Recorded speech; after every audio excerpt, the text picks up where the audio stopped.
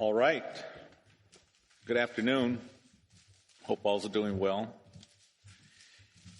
You know, I've been to a few churches that when one says good afternoon or hello or something like that, there's usually a response. And if you don't get that response, you say it even louder. Hello, Ray. Right, Adam? So, glad I woke you all up. Got a echo here? Okay. Ready? Okay. So, we're going to start. The time is 6:13. Today is July 10th, Monday. Welcome, everybody. Really happy to see you all. The weather's nice and warm. Hope you're all enjoying it. So with that said, we're going to go ahead and move on to our first agenda item, but I want to make sure if there are any students here who are looking for some type of credit, let us know so that we can let the others know that you're all here. Hello, hello, hello. All right. So with that, can we go ahead and call to order, and let's go ahead and take roll call. Okay, Leila Aguilar. Here. Cole Arreola Carr. Here. John Barbera. Here. Vic Christensen here. John DeMiglio. Here. Craig Goldfarb is excused. Cynthia Gagne. Here. Gwen Henry. Here. Melanie LeBrecq. Here. Kelly Miller. Here. Ben Norman. He is excused. I'm sorry. Tom is. I didn't hear from Ben. Thomas Norman is excused. Ray Regalado. Here. Michael Signorelli is excused. Adam Stevenson. Here. Angela Sumner is excused. Chris Valle. Here.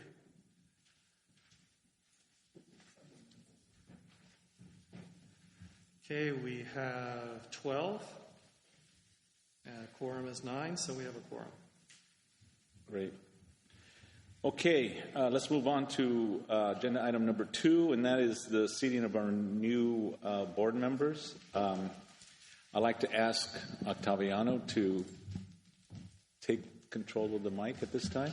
Thank you, Mr. Chair. I'm Octaviano Rios with the Department of Neighborhood Empowerment. So if we can have Leila Aguilera stand up, please, and Cole Arreola Carr stand up. And Michael Signorelli is absent today, so he would be also, and we can do an oath for him when he comes back as well. So I'll be conducting the swearing in and the oath for the both of you. So repeat after me, raise your right hand, and repeat after me. This is the Neighborhood Council Board Member Oath. I pledge to represent my neighborhood with dignity, integrity, and pride. I will encourage other points of view, even when they differ from my own. I will respect, value, and consider everyone's opinion. I will find the good in my neighborhood and praise it and promote it. To my neighbors and to neighborhoods throughout the city of Los Angeles, I pledge to do this to the best of my ability. Congratulations, you're now part of the Northwest San Pedro Neighborhood Council. Thank you. All right, thank you, Mr. Chair. And congratulations. That was good. I thought you were marrying. Thank you, Octaviano. Appreciate it. Thank you. Okay, that takes care of agenda item number 2. We'll go on to agenda item number 3, and this is the selection of officers for the Neighborhood Council. And we have one of our most dedicated community members in all of San Pedro, Dan Dixon. Thank you so much for being here.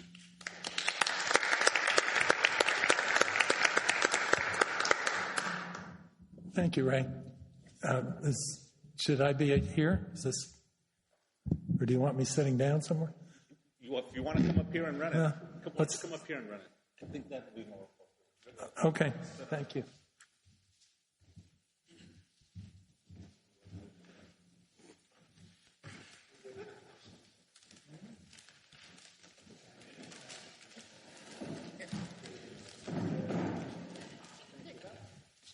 Thank you, Melanie.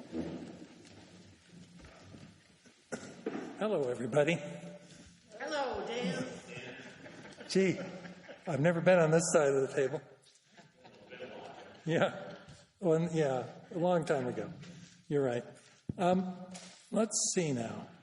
I have my excellent scribe over on the left who has been approved to record names of nominees and call the roll when votes are taken.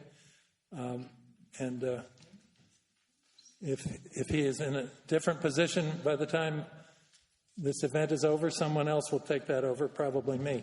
But let's start. Our bylaws state that the board shall select its officers from among its members at the first meeting of the board following certification of the governing board election and as delineated in the standing rules. Okay, well, that's the fancy part. Anybody for any of these positions can be nominated by another board member or by themselves. So you have two options. Uh-oh, a question already. No. I'm flailing. Yes.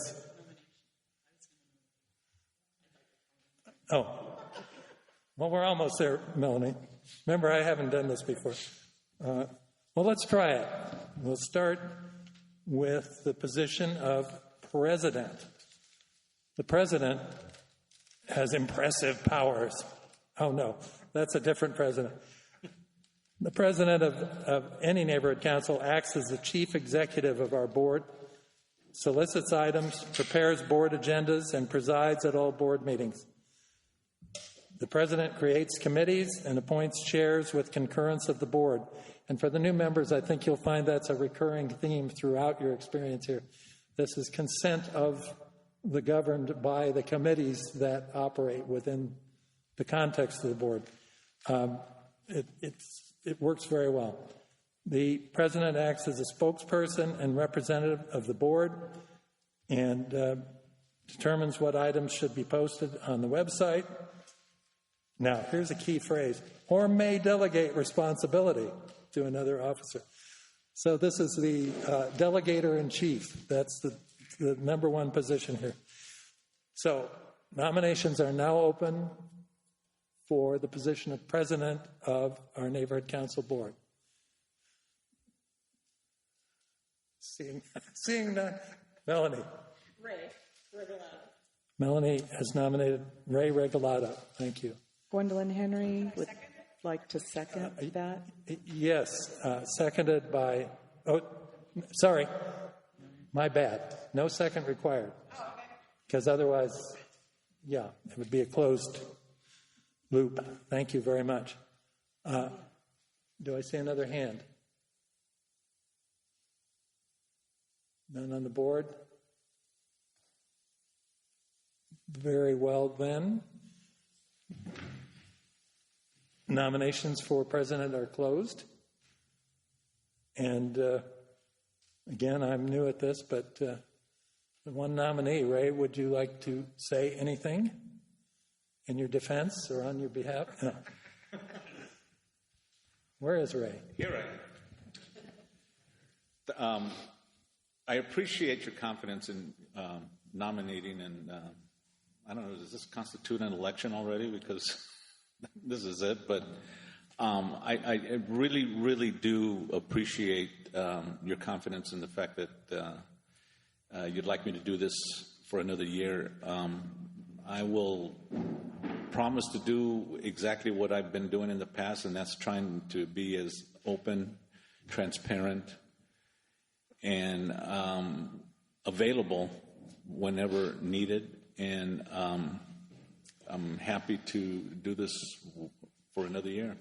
Thank you very much for your confidence. Appreciate it. Thank you, Ray.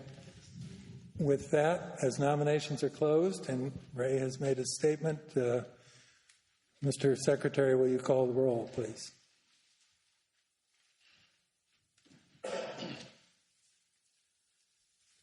Okay, Leila Aguilera. Here. This is for Sorry. This is for voting for president, so you would give the name of the person you're voting for. In this case, there is only one. No. Oh, yes. Since it's one candidate, I think you can say yes. Or no, or Okay. abstain. This is on the question of Ray Regalado serving another year as president. Thank you. So yes. Cole Ariola Carr. Yes. John Barbera. Yes. Vic Christensen, yes. John DeMiglio.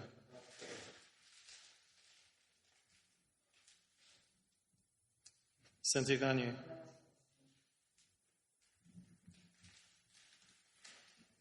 Gwen Henry. Yes. Melanie LeBrecq. Yes. Kelly Miller. Yes. Ray Regalado. Yes. Adam Stevenson. Yes. And I believe by the rules, the highest ranking officer not running for president cannot vote except in a tiebreaker. So that would be Chris Valle in this case. So he would be a default abstention. So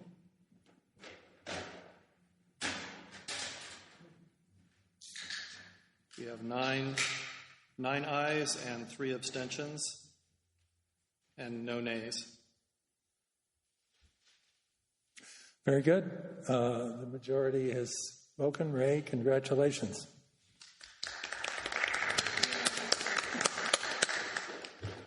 Excellent. The next position open for nominations is vice president. Unlike the constitutional description of the vice president of the United States, I have to say our vice president has epic powers. As the chief recipient of the buck being passed by the president, no, that's a terrible thing to say. The vice president performs the duties of president in the absence of the president or when asked to do so. What?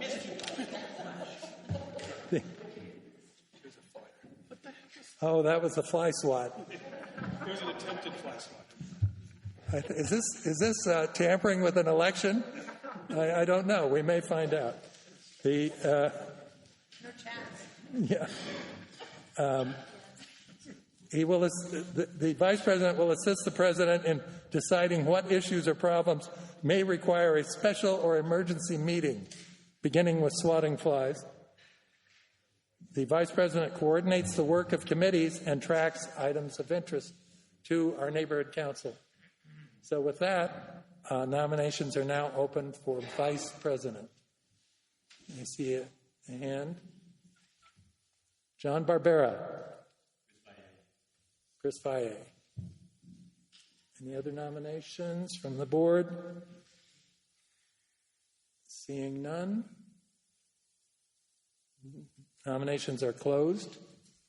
And Chris, you are the sole nominee. Would you like to say a word?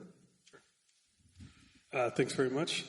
Not only for this opportunity, but for electing me vice president in the past. My experience on the board has been one of personal growth and tremendous learning. It's not the type of thing I thought I would ever be interested in doing, but after, I guess, August will be 8 years or something like that. I love doing this, and the opportunity to learn from the people who've made Northwest really a significant organization is something I'm very thankful for. Thank you. Nominations being closed, and Chris having made his statement, Mr. Secretary, please call the roll. This will be a yes or no. Yes.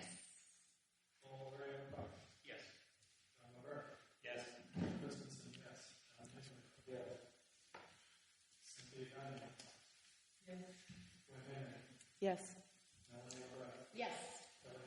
Yes. This follows from the previous statement I made. Once the new president is elected, they must also abstain unless there's a tiebreaker for the rest of the officer elections. So by default, in this case, Ray abstains. Adam Stevenson. Yes. Chris Valle. Yes. That's it? So that is yes, 11 ayes, no nays, and 1 abstention. Excellent. Thank you. Congratulations, Chris. Thank you.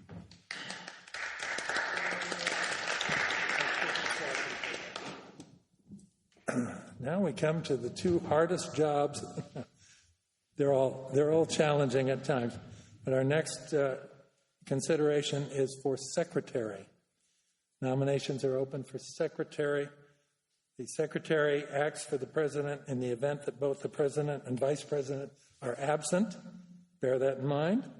Responsible for ensuring that all minutes and records of the council are kept and that all notices are posted in accordance with with our bylaws, with bonk policy, raised eyebrow, and as required by law with assistance from the Outreach Committee. The Secretary monitors the actions of the board to make sure they are implemented, including all correspondence. Very good. If you would call the roll, please. Oh, I'm sorry. Hey, I'll get it right by the last one, I promise. We appreciate you for doing that. Nominations are open for secretary. Gwen Henry. I would like to nominate Vic Christensen.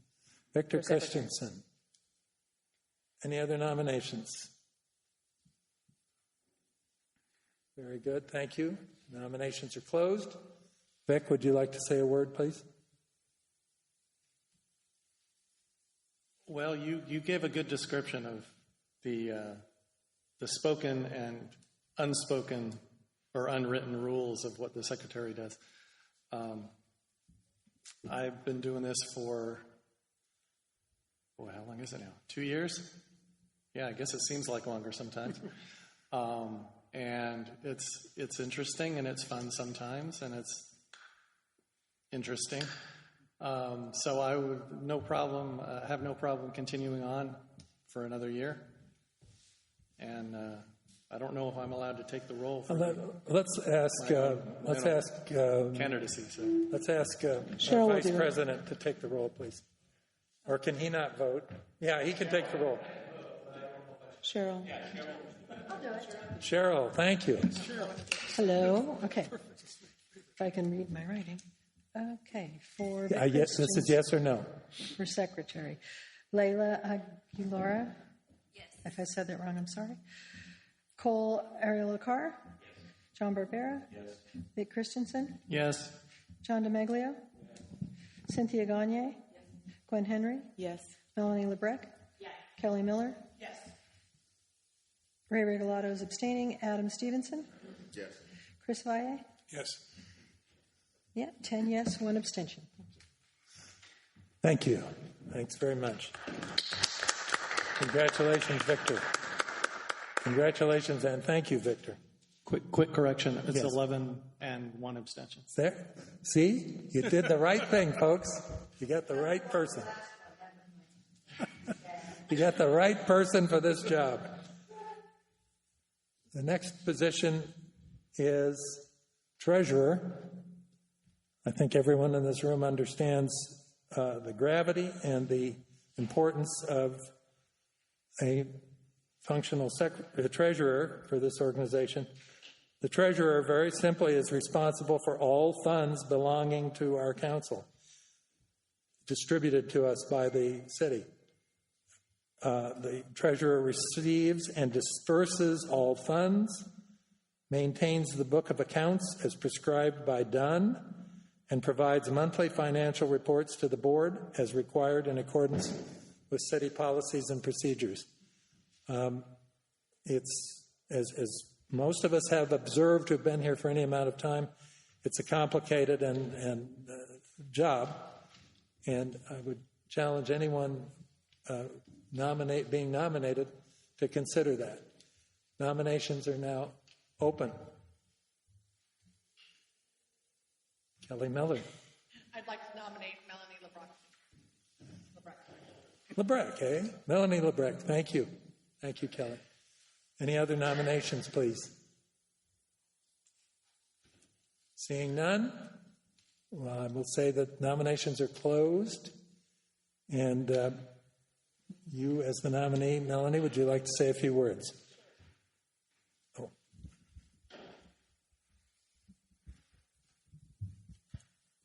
Yeah, being treasurer, it is a tough job. It requires very strict transparency, as well as this money is the people's money. It's not our money.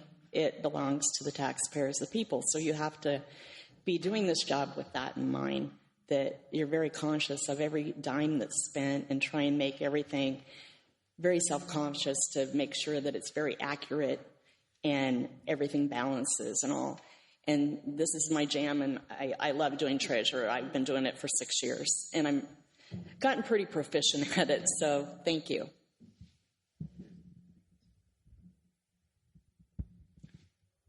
Not my favorite jam, but I understand. Thank you. Thanks, Melanie.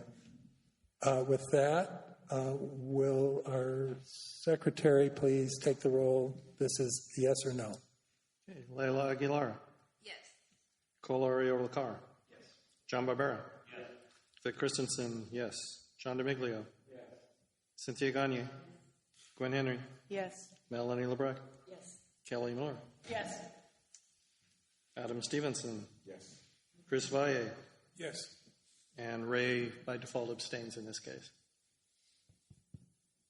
So that's, again, 11 ayes and 1 abstention. Congratulations, Melanie, and thank you.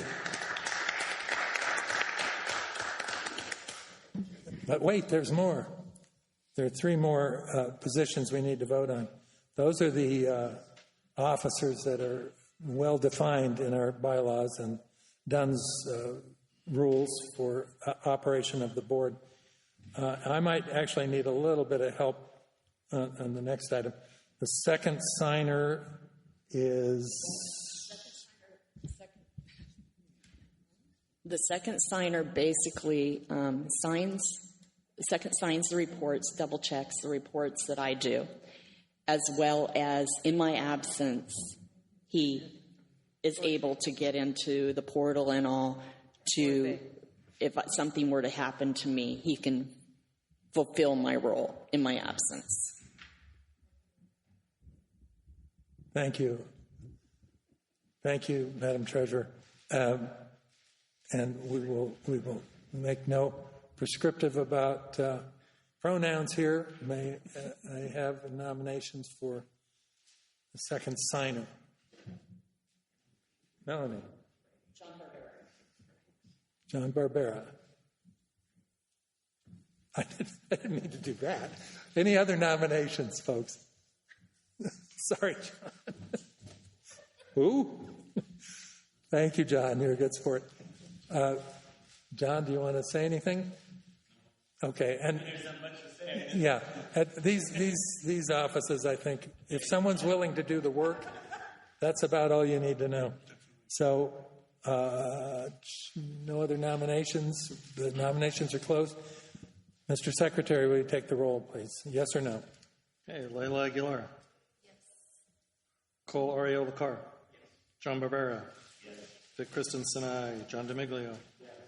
Cynthia Gagne. Yes. Gwen Henry. Yes.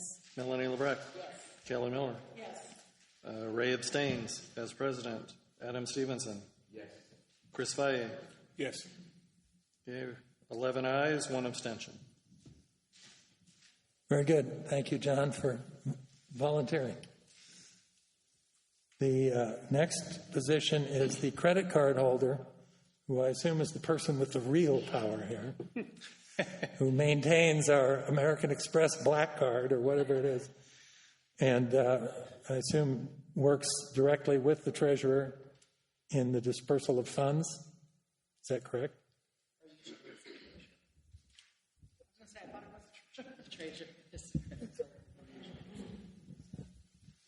So is that,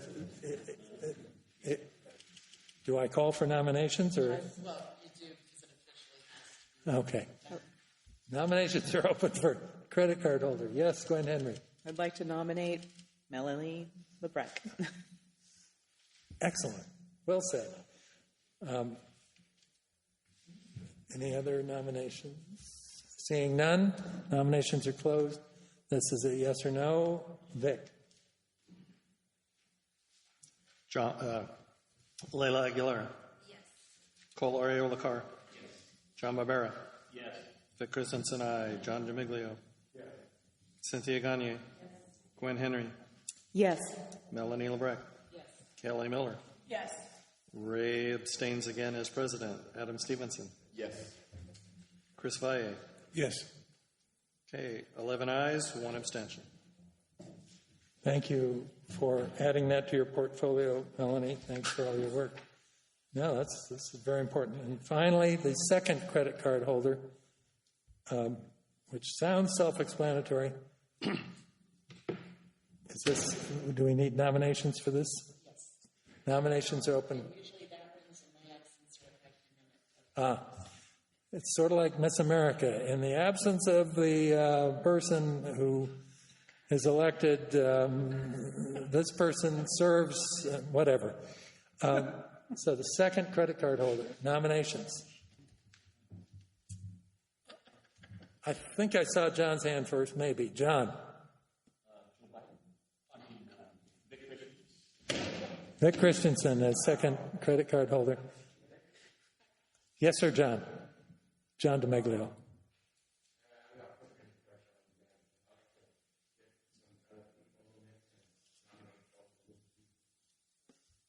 Nominate both of them.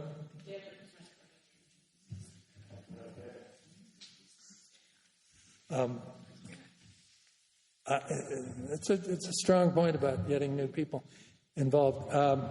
What I think we have to pick somebody.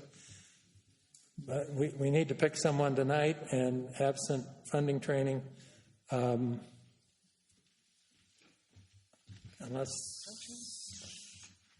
I'm wrong, we should proceed with the nomination of Octaviano. I missed the question, sorry. Second credit card holder. A suggestion has been made that perhaps a new person should get involved. Could be one or both of our new members. They have not taken funding training, but will. If they choose to accept the nomination, they could be added to the nominees and let the board decide. Okay. Could it be more than one person? No, just one person for second card holder. Okay. Thank you. Okay. And just to clarify, Cole has done all of his training, so he does have the funding training as of now. And all three of them have access to their training, so they can do it even tonight or tomorrow. Okay.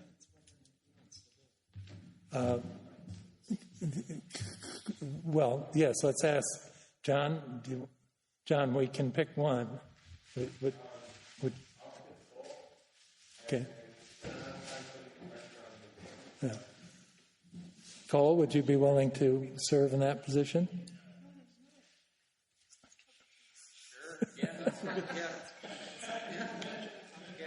Now, before you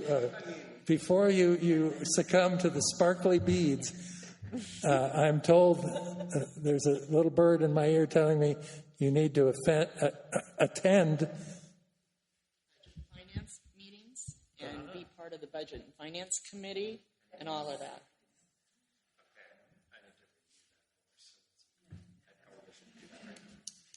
What? Should not do. Talk into the mic, Paul. Yeah.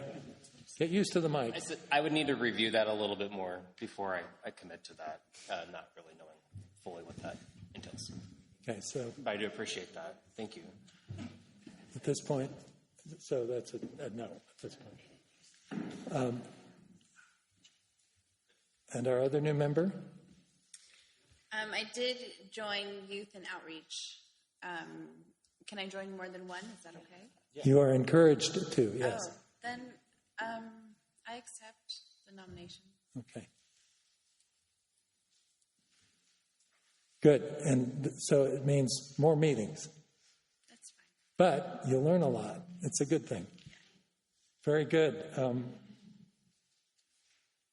So the nominee, so the nominees are Vic and Layla. And with that, we will close the nominations. And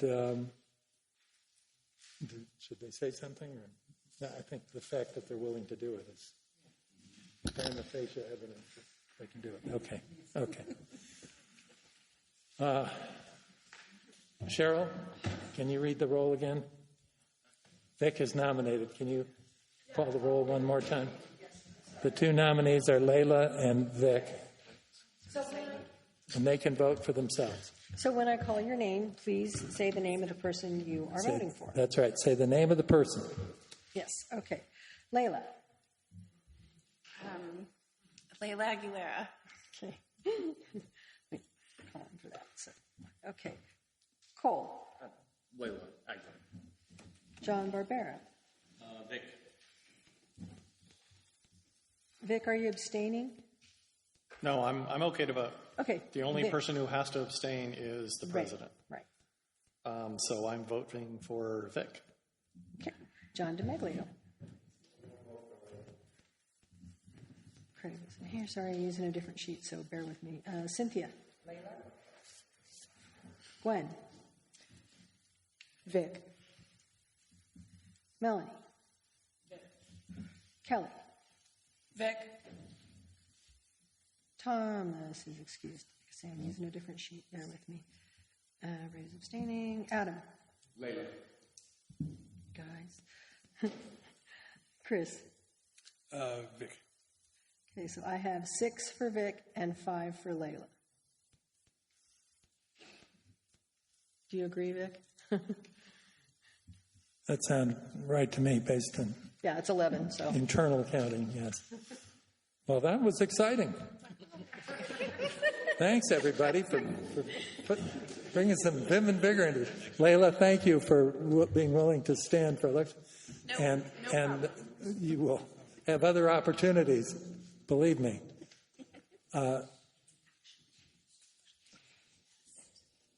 With that, I believe that our work here is done. The officers are yeah, sorry. Yeah, I get to go have a piece of pizza. You guys do the work. Thank you, everybody. Good job, It's again, I repeat, it's been a joy working with all of you good folks, every one of you. And I look forward to seeing you on the street, in the neighborhoods, and sometimes here at the meetings. Thank you.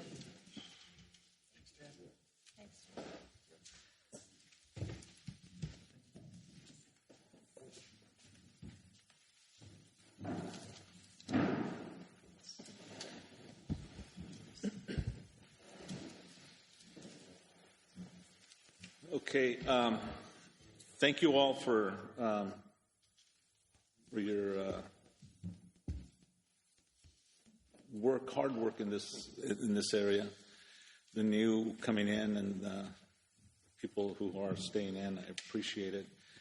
I do want to say, in my capacity now as president, I kind of see this as the beginning of the meeting, and we had some previous things. We've got new people in there. We've got new officers. So with that, I'd like to say that I would like to hold a moment of silence, if you don't mind, for someone who lost a very dear person, and we respect the person who was here with us today, who didn't have to be here but is here. John Barbera lost his son, and I would like to hold a moment of silence in his honor.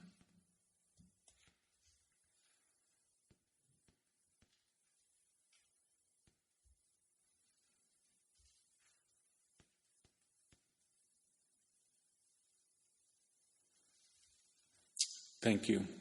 John, thank you for being here. Really appreciate it.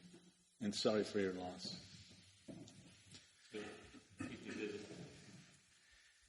Okay, we're going to move on to agenda item number 4, general public comment on non-agenda items. I do have some here, so I put them in an order. I hope in the order in which I received them. So we're going to start off with Vic Christensen, and he will let us know what he will be talking about as a stakeholder.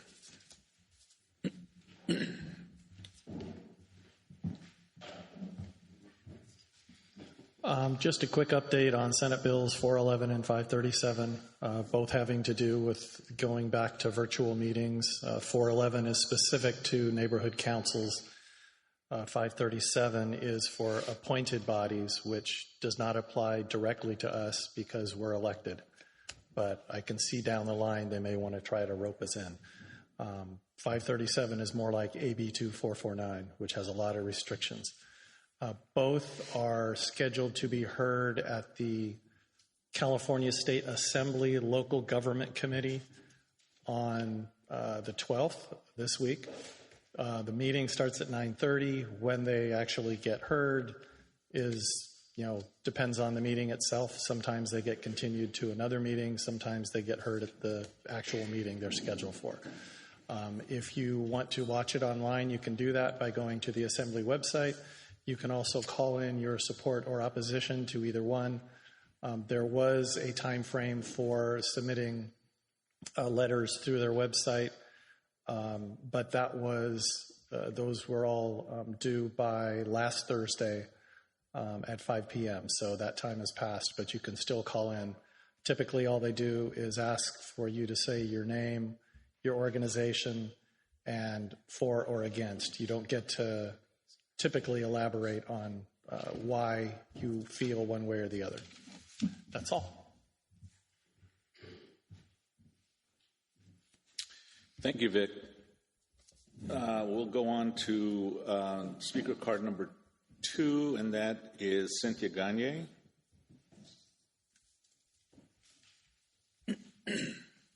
Also speaking as a stakeholder.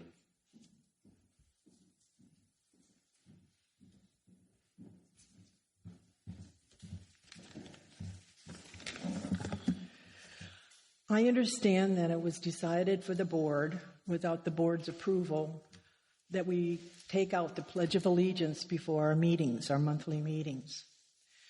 And I understand this decision was made by either one or a few people, and that is not my desire. I think we should all be involved in that decision. I respect our flag and our nation. As a vet in the U.S. military for many years, and still, I was willing to give my life for America. Surely our board can say the Pledge of Allegiance to the United States flag. So, as a citizen, I think our board has given money to the 4th of July fireworks, which is part of America.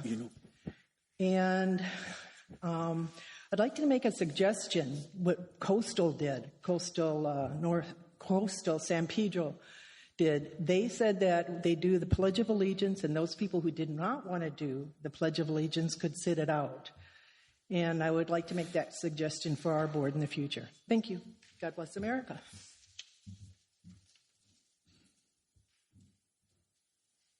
Thank you, Cynthia.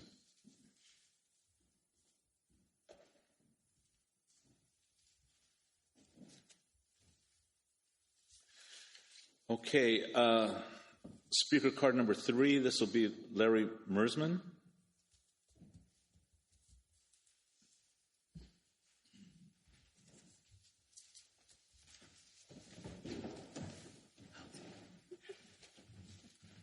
Yeah, my name's Larry Mersman. I live on Amelia Avenue, just right up here on the west side, which butts up against the gardens. There are a couple of issues that we have. There's several of us neighbors that have been having issues with the gardens themselves, with the trimming of the trees and things like that, which we're trying to fight. The other thing, too, is the easement. I think I mentioned it to Melanie as well. We need to find out who owns the easement. Okay, we've been told by McCosker's office as well as Janice Hahn's office that we should hire, a person to come out and survey it. But right now I've got an issue. I've been trying to get a hold of the gardens for the past 15 years. Their ivy has grown across the easement, okay, and it is a huge bush now, and taken over my fence and has actually pulled it down. Nobody wants to take responsibility for the easement. We need to find out who owns it, okay, because a lot of us are losing out. My neighbor who has a pool, they had to pay to get some of the ivy pulled back. It's just not fair to us. It's a cost to us, and it's got nothing to do with us. So I'm hoping that the council can help us find out who to speak to about this. Whether we have to go up to the mayor's office, the governor's office, or whoever. So I appreciate your time.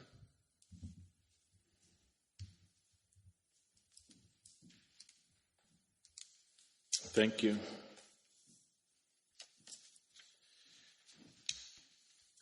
This will be speaker card number 4, Gwen Henry, and she'll be speaking as a stakeholder.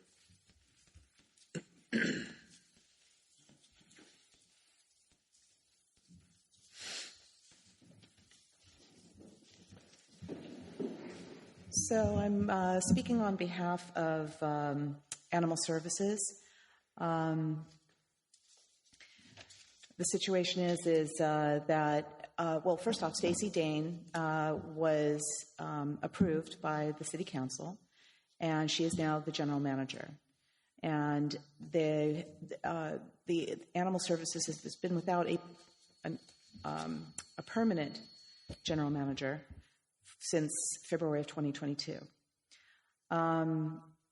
In this interim time, and especially recently, the capacity of Harbor Shelter has gone beyond the kennel capacity many-fold.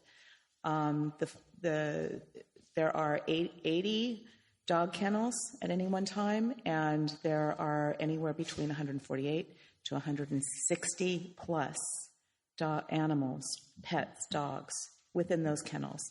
The kitten, the cat area is similarly overfull. There's a lot for our neighborhood council to do. It is in Northwest. I think that we can help advise Stacy Dane on some of our concerns and how we can help out the animal shelter. And with that, the community has stepped up. I visited there today, and they said that surprisingly, fewer animals that had gotten lost during the 4th of July and the fireworks had come in this year than others. But it is simply because the community has stepped up and they understand that Animal Services is over capacity. And so many members have decided on their own to take that animal and foster them, try to find that owner prior to turning it over to the animal shelter. And with that, I wanted to mention that a lot of information had come out just in that week prior to 4th of July, and there is still opportunities to take care of things. There is still microchips. Microchips are free. You can actually microchip your animal right now up until, it's, okay. It was over, yeah, I'm sorry, that was the 9th. But look for that. And then the last thing I wanted to say, if you found a lost pet, you can call or text 424-354-3914. You will be directed on where to take the pet for a microchip, for the reading, and a volunteer will help you to try to reunite that pet with the owner. So you don't have to bring them to the shelter. And 424-354-3914 is your outlet. Thank you.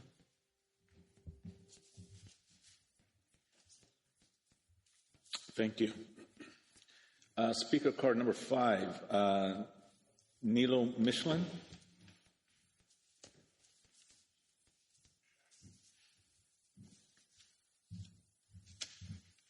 Good evening. My name is Nilo Michelin. I am a high school teacher. I'm also El Camino Board of Trustees. I'm running for State Senate District 35, which includes San Pedro. First of all, thank you very much, Dan Dixon, for running that election, and congratulations to the new board members, and congratulations to the new board. So you received the vote of confidence from the board, and you have a lot of veterans on here. And thank you for the sacrifice that you're making, taking time off from your family, from your friends, to make this a better community. I want to talk a little bit about job creation. 2 minutes, okay. Job creation. We have technological classes, vocational classes at El Camino, and I want to do that throughout the state and increase the pipeline from the high school to the workplace and to four-year colleges and to technological training.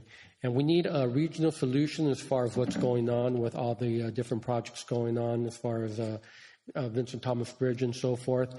And I think if I'm elected, I'll guarantee you there will be a state Senate representative here at the meetings to work with you through this process, because I see all the community councils coming together and working on this, but you need the state Senate to be involved in this because they are over Caltrans. So I guarantee you that we'll do that. So give this kid from Gulf Avenue a chance, and I won't let you down. Thank you very much.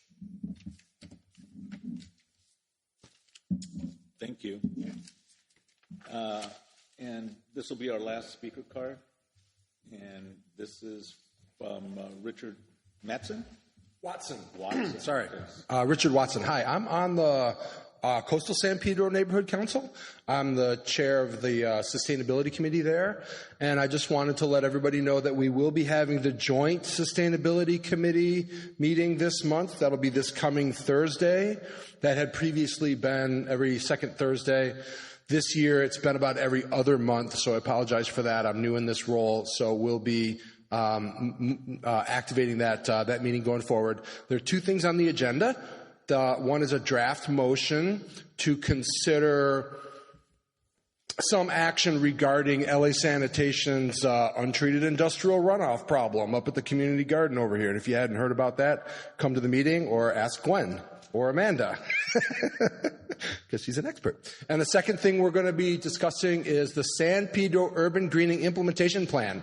For those of you who have been around for a while, which I have not, there was a plan that involved the city and all the neighborhood councils and the Chamber of Commerce and other agencies. It was a very professional and thorough urban greening implementation plan that had 32 distinct greening opportunities in and around San Pedro.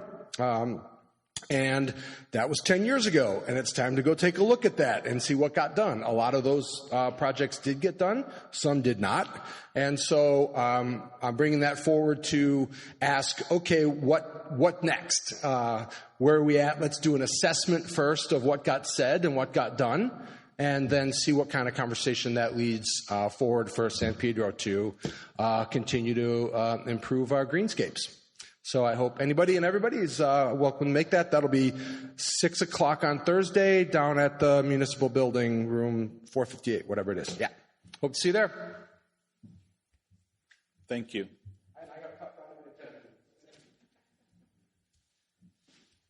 All right. That concludes general public comment, agenda item number 4. We're going to move on to agenda item number 5, and that is our homelessness liaison report.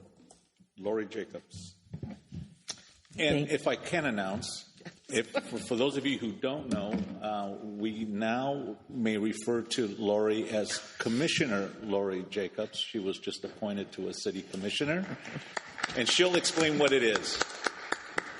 Well, I wasn't going to. It's not part of my homelessness liaison report. But first, I want to say congratulations to the new board members. It's nice to have some fresh blood here to put some new ideas in. And yes, I am appointed a commissioner on the Climate Emergency Mobilization Commission, which reports to the Energy and Environmental Committee with LA City Council.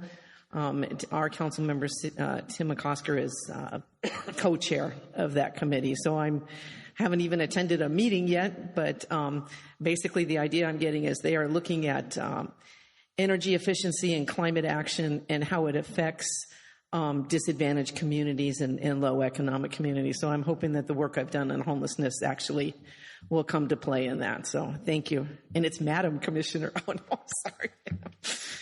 Okay, so now I'm going to, thanks, Ray. Tell me you're going to do these things. So homelessness liaison. So a lot is happening right now. If you're paying attention to the news, you know that recently the homeless count numbers came out. It's way too complicated information to go over here. So Christina has helped put that information on our website. There is a 40-some-odd page deck from LASA on there, and also a sort of a shorter summary of what they call their talking points. But I can tell you, and this is no surprise here, that the county went up 9%, the city of LA went up 10%. What is being disputed is that the service planning area 8, which covers the harbor area and nearby, went up 45%. And we think there might be some disparities in the way the homeless count was done because of some problems with the app. So we're looking into that. But mainly I'm asked a lot, like, where is my money going on Proposition HHH and Measure H if the homeless count's going up? And I can tell you that if we didn't have those in place, the count would be a lot higher. We've housed, not me personally, but more people experiencing homelessness have been housed in the last year than ever before. However, the intake is still greater. So, Mr. President, you have a hand up. Oh. This is a report. No, this is a report, so they get longer time. But thank you for that. Well, give them enough time to get through the report. They know they need to keep it compact. Okay, I'm sorry. I just thought homelessness is probably one of the most important issues that we're dealing with today. So I just want you to know that if you have questions after you look at the data, please reach out to me online. I'd be glad to explain them to you. And in my report, besides talking about that, on the second page, I talk about a data that came from a study from UCSF's I don't know how you pronounce it, Beninoy Homelessness and Housing Initiative in the Bay Area. And Councilmember McCosker and Supervisor Hahn have referenced this, that the data here is showing that the key component in the increase in homelessness is strictly economic, that people just can't afford rent. And so, again, there's a lot to go through here. So look through it. If you have questions, I'd be glad to give anybody some time to kind of explain this. But I can tell you your dollars are working, and we have a very active mayor and city council who are addressing these things. I wanted to hit a couple of specific things to our community. I was asked last month about the RV encampments in San Pedro, did a little more research on that, and there's usually about anywhere from 12 to 15 RVs up there on the top of Westmont. You can't see them because they're unless you can see them if you drive by on the freeway. The majority of those are actually owned by the people in the RVs, whereas most of the other RV encampments are part of this program where people are renting space from landlords. So it's sort of a different issue. They are being called on regularly, but because they own them, they actually consider themselves housed. They don't consider themselves homeless. But there are outreach teams and mental health teams that are regularly calling on them to try and help them get into more stable housing. So I just wanted to, because I was asked on that, Harbor Gateway encampments are just growing.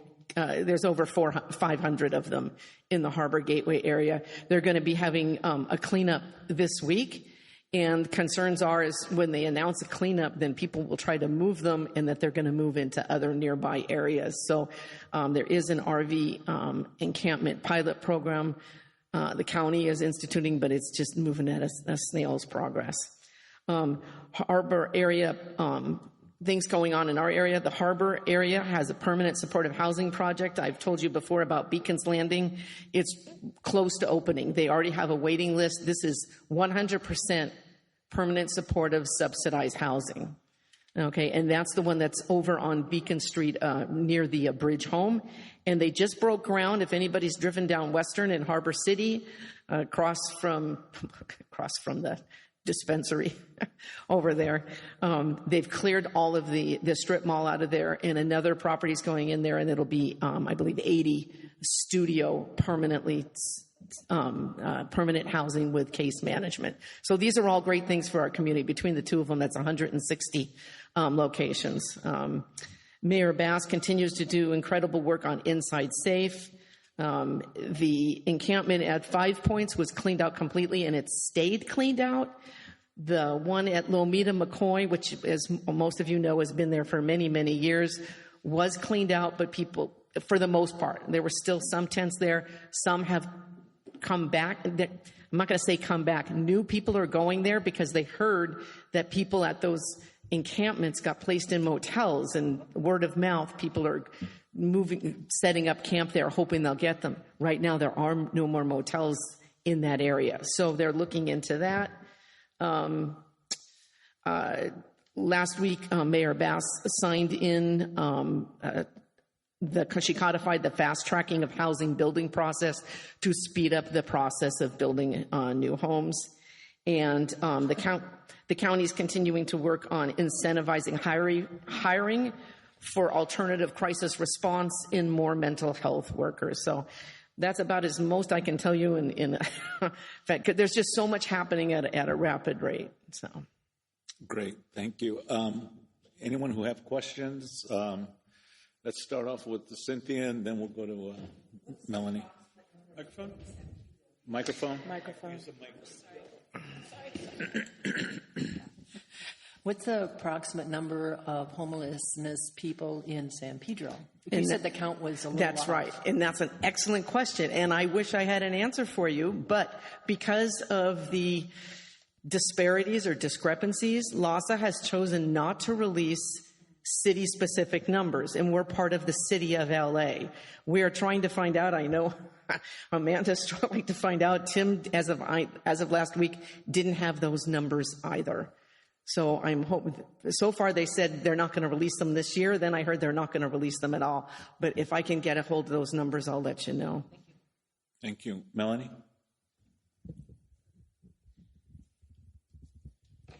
This is a two-part question. So the first one is from the budget advocates. One of the things that came up was they were talking about the inside safe and stuff. Mm-hmm. And one of the things what was asked is why don't they break down with, like when the mayor is housing people, how many stay one night, how many stay 4, how many stay 10 after they've been housed? Because we do know that some leave. They don't want it after they find out there's rules the first night that they're there. I can answer that for you. For the inside safe that was done at the Lomita McCoy, combined with the 5 Points, and they weren't housed. They were sheltered. They were put into temporary housing in motels, 3 different motels. Very important. Shelter's different than housing. Of those 62, only 3 went back out. Okay. As of last week, according to Harbor Interfaith, they've been able to retain, and 1 or 2 have actually been moved into actual housing so far. So the thought was that it'd be great to see some sort of numbers of that, to keep a rolling chart, like a database of that. That actually is being tracked. I just didn't go down to that deep level in here. Okay. Yeah, because we weren't sure whether or not there was anything. And it is important because we want to know, is it working or is it just a temporary fix? I get it. And then the other thing that was suggested is why, like they have safe parking, why don't they have RV-like area where the RVs can go and park and have the signs up on the streets where they're really bad saying, you can't park here, RVs, no large vehicles to park here. And then you have signs that say, this area is where you can park an RV, and then you have that area where they can park. And those are great ideas that we've discussed, I've heard in many meetings. Part of the problem is land. RVs take a lot more space than cars do, and most of the RVs in LA County that are out there are not operable. There's these people I've told you before, they buy them at auction, they have them towed, and then they charge people rent, they charge them gang protection money. Some of them become sex trafficking, drug trafficking. So these are not people who just happen to have an RV and no place to live. They are looking at that also too. It needs to be 24/7. Safe parking's not 24/7. So people who, if they work at night, they can't use it during the day. So these are some of the things they have. They did have a RFP out for safe parking that would be 24-hour and include RVs, but land is an issue. So, good question. Any other questions? Oh, Gwen and then Kelly. Thank you, Lori. Mm-hmm. Thank you. All right. Can you hear me? Yes. Okay. So I was pleased to see that Karen Bass was made the chair of the homelessness committee for, I believe it's a committee, it could be a commission, for the U.S. Mayor's Congress, which puts her in a really interesting position. I'm wondering what might be coming out of that with that particular organization and how Karen Bass is leading the homelessness issue in the United States. I'm honestly not that familiar with them. That's a fairly new group. And I don't see that Jocelyn's here tonight, right? No. So she probably, I didn't even get a chance to read her monthly report. It came in today. Maybe there's some information in there, but that might be something you email to Jocelyn Dominguez. Sorry, I can't speak on what I don't know. You do have the mayor's report, by the way, in the package, so if it's there, I'm sure it's highlighted there. Thank you. I'll make a note of it, though. It would be great to know how that influences how things are moving, and whether it goes up the chain to state and federal. I think it's interesting that they named their program similar to Inside Safe, Karen Bass's program. They named the national one similar to that, too. Well, I'll see what I can find out. Thank you. Kelly? I have a quick question about the incentivizing for hiring for the alternative crisis response. Mm-hmm. They're looking for teams to help with those, or what are the criteria for this? Or is that for hiring people that are homeless that need jobs? Not quite sure. Yes and yes. It's for anybody they can get. They're looking actually quite a bit at people with lived experience to go into these fields. Almost every industry right now, Kelly, has a shortage, a staffing shortage. Right. So mental health work is really not like top priority for a lot of people.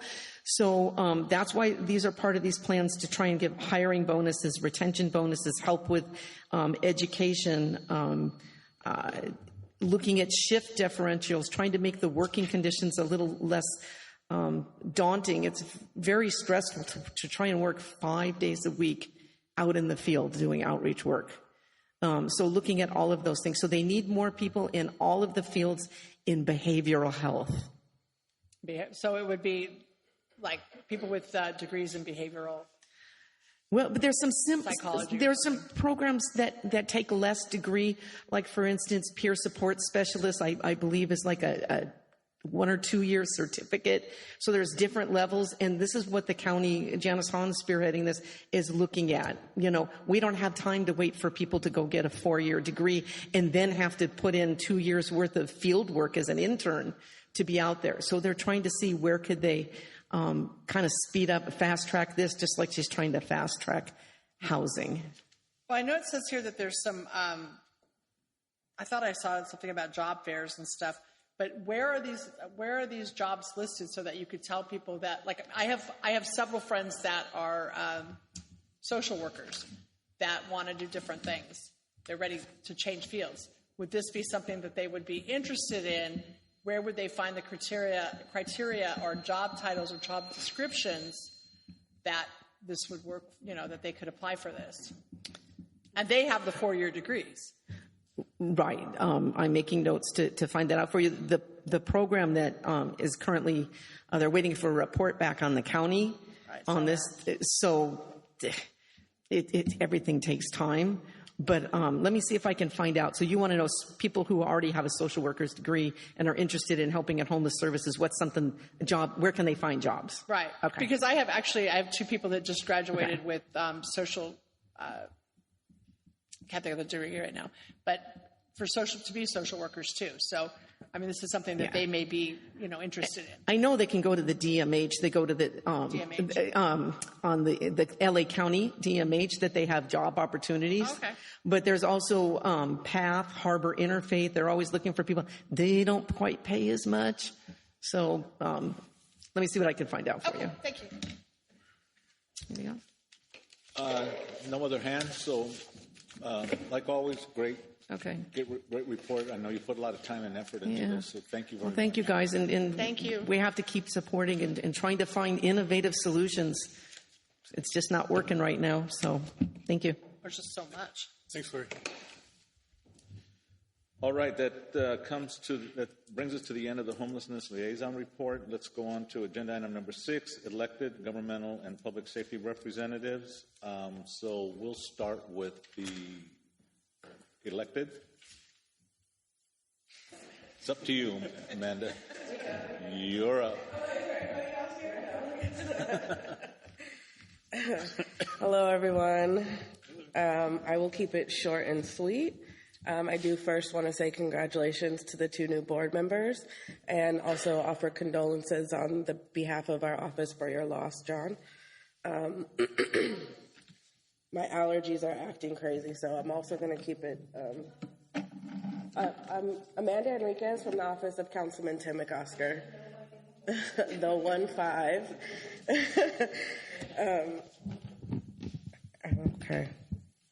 Right, my allergies are acting kind of crazy, so I'm going to keep it short also because, I kind of want to sing Smelly Cat into the microphone, but I'm not going to. Okay. So first and foremost, I would like to receive a letter of support. For those of you that don't know, the Bobbage family, Mel Bobbage, that we're looking to rename. There was actually a motion that was done under the previous administration to rename the gym, the Mel Bobbage Gymnasium. So I did send over Ray a copy of the obituary and also a letter of support that we received for a renaming of a park in Watts, just as a reference to use. So I believe he's going to put it on the agenda for a future, but I did want to just bring it up here. If any of you know the Bobbage family and want to offer a letter of support yourself, feel free to send it over to me. And we need those as soon as possible. If you don't know, Mel Bobbage was a community leader, and he played an important role in building a lot of the gymnasiums here in San Pedro. So we would like to honor his name by renaming the gymnasium here at Peck Park. So yes. And then today is the last day for public comment for the Vincent Thomas Bridge. You have until 11:59. So if you don't know how to do that, feel free to see me, or you can go directly to the Caltrans website. Last thing, there are a lot of street resurfacing going on. I know we just redid one of the sidewalks here next to Willenberg. So now individuals can pass by without having any issues. I have a whole list, and I'll leave this here with Ray so that you can see. Not very many of them. I don't think any of them are here in Northwest, but just so that you know, in case you're driving around and you see, there's about 9 different streets in the month of July that are going to be resurfaced here in San Pedro. Lastly, we did have a citywide job fair here in CD15. It was actually in Watts. It was for city-specific jobs. And I am delighted to say that there was over 1,400 individuals who attended the job fair. There was over 2,000 individuals registered and over 1,400 that actually showed up. They were from all across the city of Los Angeles. We do plan on doing another one, probably closer in a different part of the district, but it was amazing. If you haven't seen, there's a Channel 35 interview with the council member. As always, use 311. Oh, the last thing also, I wanted to mention that our office is working with Streets LA to work on the bike lane on Gaffey, but from 5 Points to Westmont. So we are aware that there is an issue, and we are working with Streets LA to get it cleaned up and keep it clean, more importantly. And I think that's pretty much it. Gwen mentioned the animal shelter earlier. Our office is planning an event to bring awareness to the animal shelter. We're working with the county and hopefully also Pedro Pet Pals. My coworker, Desi, is planning that, but we are trying to bring as much awareness as possible to the issues the challenges, should I say, that are going on at the animal shelter. I did want to follow up also on the community garden and the watershed issue. The general manager is doing an RFP for a consultant, so I will get an update on where they are in that process. I think the other thing that was brought up was the easement. I did want to talk about that. I did look on ZMUS. The issue is that literally the two properties border each other, but their fences are a little further out. So it will require for an assessor to come in and truly say where the property lines. And I would suggest maybe getting together with the homeowners association and maybe sharing those costs as a community. But it is it will need to take an assessor in order to understand where the property, because from our standpoint, the properties border each other. But I understand that there is a fence between the housing community and also the complex that kind of divides it. We did talk to DWP. They could come in and actually cut the trees, but only till the power lines, which I believe it kind of defeats the purpose because the issues will still be there. But yeah, if you needed anything else, feel free. I have a card. Any questions for me? Did I keep it short enough for you?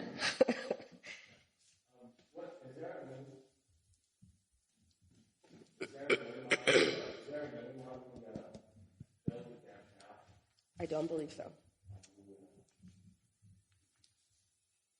There's no name on that gymnasium now? I do not believe there's a name on the gymnasium now. All right. And the other question I've had, are you going to provide an assessor? We will not provide an assessor because it's a civil matter. So we can't provide an assessor because it's both of their properties. The properties are both in LA City. It does border the county, lower towards the west side of the property line. But they are both in the city, yes.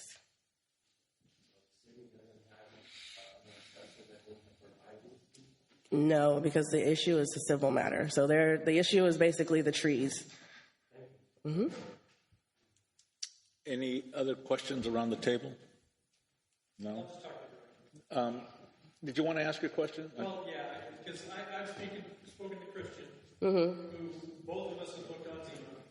We saw where the easement is. I mean, there's literally a concrete easement that goes between the properties from Westmont, I think, all the way across to the other side of the Amelia. Yeah. And he was going to help, and then he just backed out and said, "Oh, no, you guys can't do this." I had spoken with Jake Pike, who was his predecessor, and he and I went over the whole thing because we were trying to figure out who the trees belong to for the gardens. And everybody says somebody's got to own that besides us. No, the properties border each other. So your property lines literally border each other. So why is there a concrete easement all over? That I can't tell you. But our planner, Pamela Thornton, is the one who made the final decision. Again, I can give you my card so that you can contact her if you'd like to get more information. But that basically is what she decided, is that it would take, it's a civil matter, and you would need to get an assessor in order to understand exactly where the property lines end. But they do border each other. So, I mean, if you get an assessor, you could probably push your fence back some if you understand where your property line is. But they do border each other. Okay, if the assessor says that they say it's city property, then you go take care of it? Sure, yeah. If the assessor comes up with that information. Thank you, Amanda. Appreciate it. Hope you feel better. Oh, did you have your hand up, Vic? I'm sorry, I missed it. We have one more. Victor? This thing is so tall, I feel like I'm... Not so much a question for you, but to address the easement question. I am also on Amelia, bordering the gardens, and saw them being built for my backyard. I believe, if I understood your question right about why is there an easement, a concrete easement all the way down, I believe the reason, I can't guarantee this, but I know when I was growing up, I remember hearing that because of those telephone poles that are along that same line, if somebody has to come out and get to those poles, then that's why the easement is there. Now, like I said, I don't know all the details about that, but I think that may have something to do with it. Okay, because one of the telephone poles is literally in my backyard, so they have to come into my yard to get to the center. Yeah.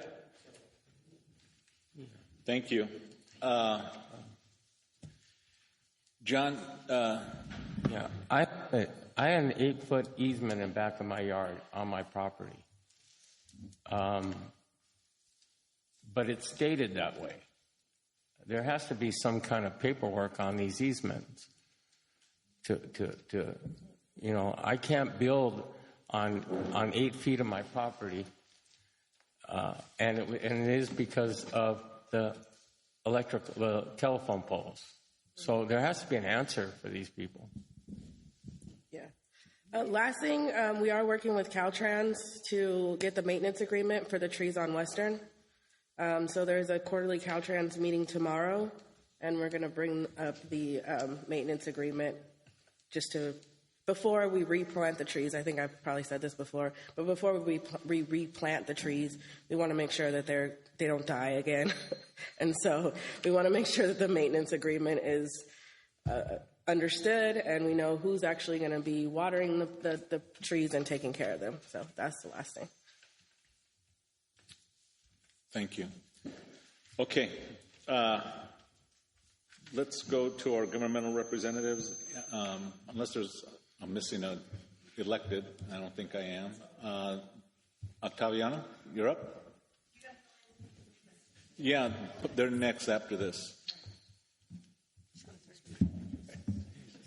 Good evening again. Octaviano Rios with the Department of Neighborhood Empowerment. Congratulations again to the newly elected board members and those that actually ran the campaign as well and got reelected. So congratulations, folks, on continuing on the board and for a new administration. So I mentioned this earlier about the Cornerstone accounts, and I'll go a little deeper into it. So the Cornerstone account that each board member houses the 3 required trainings, ethics, funding, and code of conduct. If you're having challenges entering, logging in, let us know. Let me know first, and I'll work with our staff. But you should have gotten an email with the subject line, "Welcome to Neighborhood Council, to the Neighborhood Council System - important required training information." Wealth of information, long email. It comes with some attachments, so check it out. It's my go-to as well for those that are starting a neighborhood council as a brand new board member. So, but if you have any questions, absolutely don't hesitate. Small questions, big questions, you can email me. That's probably a faster way of reaching out to me, octaviano.rios@lacity.org. I have your contact information. I'll email you again and introduce myself again if you haven't received my emails. And if you don't get our emails, that's a problem. So just reach out to us and we'll correct that. Sometimes there's human errors on our end to type in emails. But you should be getting on a monthly basis your NC profiles as a board at the beginning of the month. And that's also another fantastic way of keeping abreast of what's going on in the neighborhood council system, trainings, meetings, legislation, a whole list of topics that the NC profiles covers on a monthly basis. So just a reminder to the whole board to open up that email at the beginning and read it. It's extensive, I know. It's a lot of pages, sometimes even up to 25. But all the staff puts in a lot of effort and time to put in those updates for all of our board members. So that's probably one of the key ways of staying up to date with everything going on that impacts you as a neighborhood council. Let's see, what else? So just this month, for when the NC profiles came out June 30th, our interim general manager announced that we are going to be rolling out some onboarding sessions. We do have some pre-recorded ones that you can access right now, which I highly recommend folks to check out on our website, empowerla.org. But some of the ones that are rolling out in the near future will be covering the role of neighborhood councils, rules of order, parliamentary procedure, and other resources that are currently also available at empowerla.org. So check those out when they roll out, and I believe they're going to be virtual. So there hasn't been talk of hosting any of these sessions in person. So if there is an opinion about wanting to have something in person, obviously we're all ears as to providing those specific accommodations. But virtually seems to be the more popular one. So we'll continue on with those. And until further notice, I'll keep you all posted on that. Another item of interest is we have inclusive engagement advocates that were heavily involved in the election season. Those folks are now going to be transitioning into a different role, which is now promoting the neighborhood council system. So instead of promoting elections for our neighborhood council system, they will now be bringing about a campaign for awareness of neighborhood councils. So their ask as a team, as a division in our department, is to keep them posted on events that you think they should be in attendance to help promote neighborhood councils. So again, go through me. Let us know well in advance. Anything from opportunities to staff a booth at a street fair, or maybe there's a town hall of interest that's allowing tabling to promote neighborhood councils. Let us know. You are the eyes and ears out there for us as well. And then I'll keep them posted too. Whenever I hear of something, I'll channel those opportunities for them. So we have a nice full-time team to help us promote the neighborhood council system. And I believe that concludes my report, Mr. Chair. Thank you, Octaviano. Do we have any questions? I see Gwen's hand up. And Gwen, go ahead. With those promotions, are there going to be materials that the various outreach committees for all of the neighborhood councils will be provided that they can also, through the local neighborhood council websites, also promote and distribute that same information? Yeah, absolutely. Thank you for the question, the opportunity to clarify a little bit more. So as we roll out this new season, this new administration of neighborhood council boards this July, there are vacancies, and our team wants to help fill those vacancies for our board. Some neighborhood councils have a little bit more challenges to do that than others. Common sense, we'll probably focus a little bit more resources there at any given time. But so there's two sides to that. Our promotional material, I'm expecting it to be tailored to each neighborhood council if that's the outcome we're reaching, and I can get clarification on that. But generally speaking, what we've rolled out in terms of promotional material has been very general and regional focused, not specific to a neighborhood council. So if the board's open to to posting that up, even though it's general to the system, fantastic. That'd be great. And we'll share that information electronically if that's the easiest way to post it up. But if the opportunity arises where we can tailor something to Northwest and you want to post that up, by all means, help us out. We would appreciate that. And don't stop there. Create your own material as well with Canva.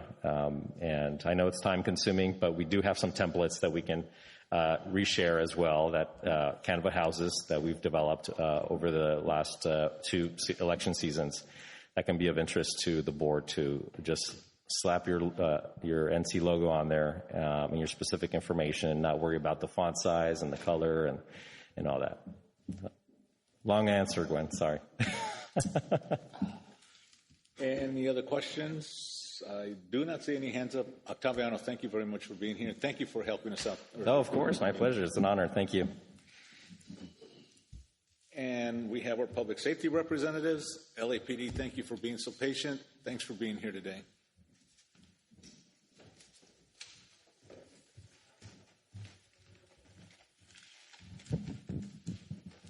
Good evening, everybody. I'm Officer Lee. I'm the new senior lead officer in the Central San Pedro, but I'm happy to be over here filling in for Officer Brewer, who unfortunately couldn't make it today.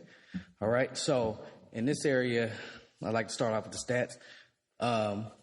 This month, as opposed to last year, the robberies have been down a significant amount. The aggravated assaults, which includes domestic violence, is up, so those numbers are kind of scared.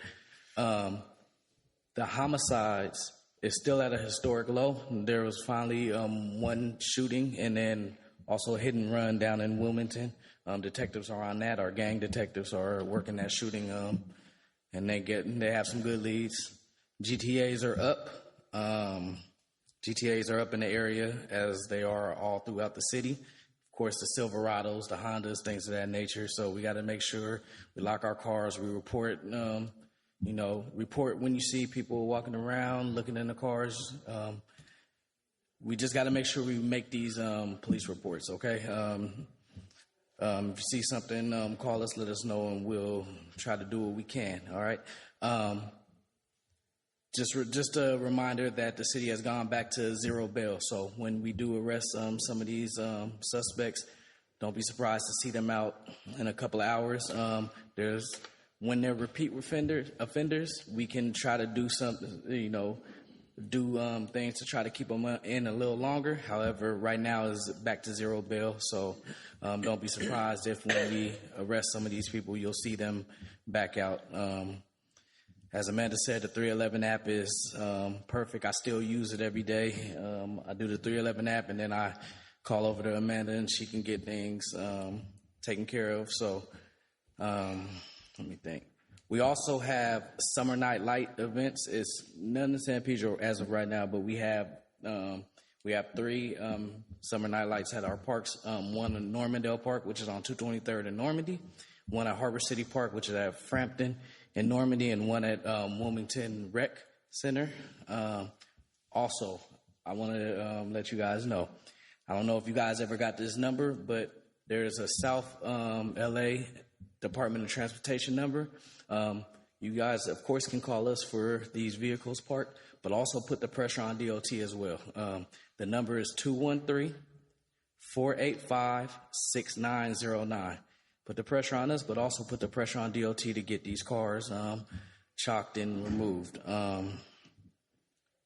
Once again, my name is Officer Lee. My phone number is, if you guys want to take it down, is 213-399-9783.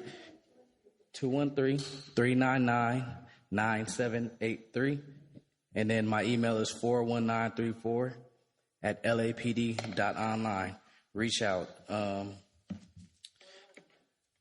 41934@lapd.online. Yes, ma'am. Okay, thank you. I just wanted a little clarification. Beg your pardon? I saw her hand first. Can you repeat what the summer night events? Okay, the Summer Night Lights, that's they're at 3 of our different parks. One is going to be Normandale Park, which is on 223rd in Normandy. Another one is Harbor City Park, which is on Frampton in Normandy. And the other one is the Wilmington City Recreational Park, which is on Neptune and C Street. Thank you. Yes, ma'am. Gwen, was your hand up? I just wanted a little clarification regarding South LA about getting cars moved with the Department of Transportation. What exactly are we looking for? Okay, well, so if you see basically a lot of problems with vehicles right now, or they seem to be abandoned or they're parked on the street, things of that nature. You can always call us you can always call us, but you can always call Department of Transportation. That's really their function. A lot of times it falls back to us, which is fine, but we got to try to get them to come and do what they have to do. So if you see a vehicle that you think is abandoned, if it looks all beat up, expired registration, things of that nature, call them and call us, okay? Thank you. Chris. Just for clarification, because I've had to do this several times, if you go to the LADOT website, there is a web form that you can report an abandoned vehicle. So anything 72 hours or greater without having been moved. And it's a little easier because you know the request is going to go through in real time. And it will tell you if there have been multiple requests and things like that. So if you see a car, get the license plate and or the VIN number and a description, but go to LADOT and you have to sort of navigate through their site. But essentially there's a place to report an abandoned vehicle there, and I found that is the easiest. And when you get multiple reports, they are, at least in San Pedro, they're pretty good about eventually getting out there. Well, I saw John's hand up and then Vic. No bail, meaning that they're released, but they do have a court date to come back, and if they don't make that court date, is there a warrant? Correct. So there's a difference between zero bail and no bail. Zero bail means they don't have to pay a fine to get released, and yes, they have a court date. If they do not respond to jail on that court date, they will be issued a bench warrant by that judge. No bail means they're not getting out of jail. So it's the difference between zero bail and no bail. Thank you. No problem. Vic? Regarding the abandoned vehicles, my understanding, and please correct me if I'm wrong, is that the 72-hour period starts when somebody manages to come out and actually check the vehicle, not when the complaint is submitted by the resident. And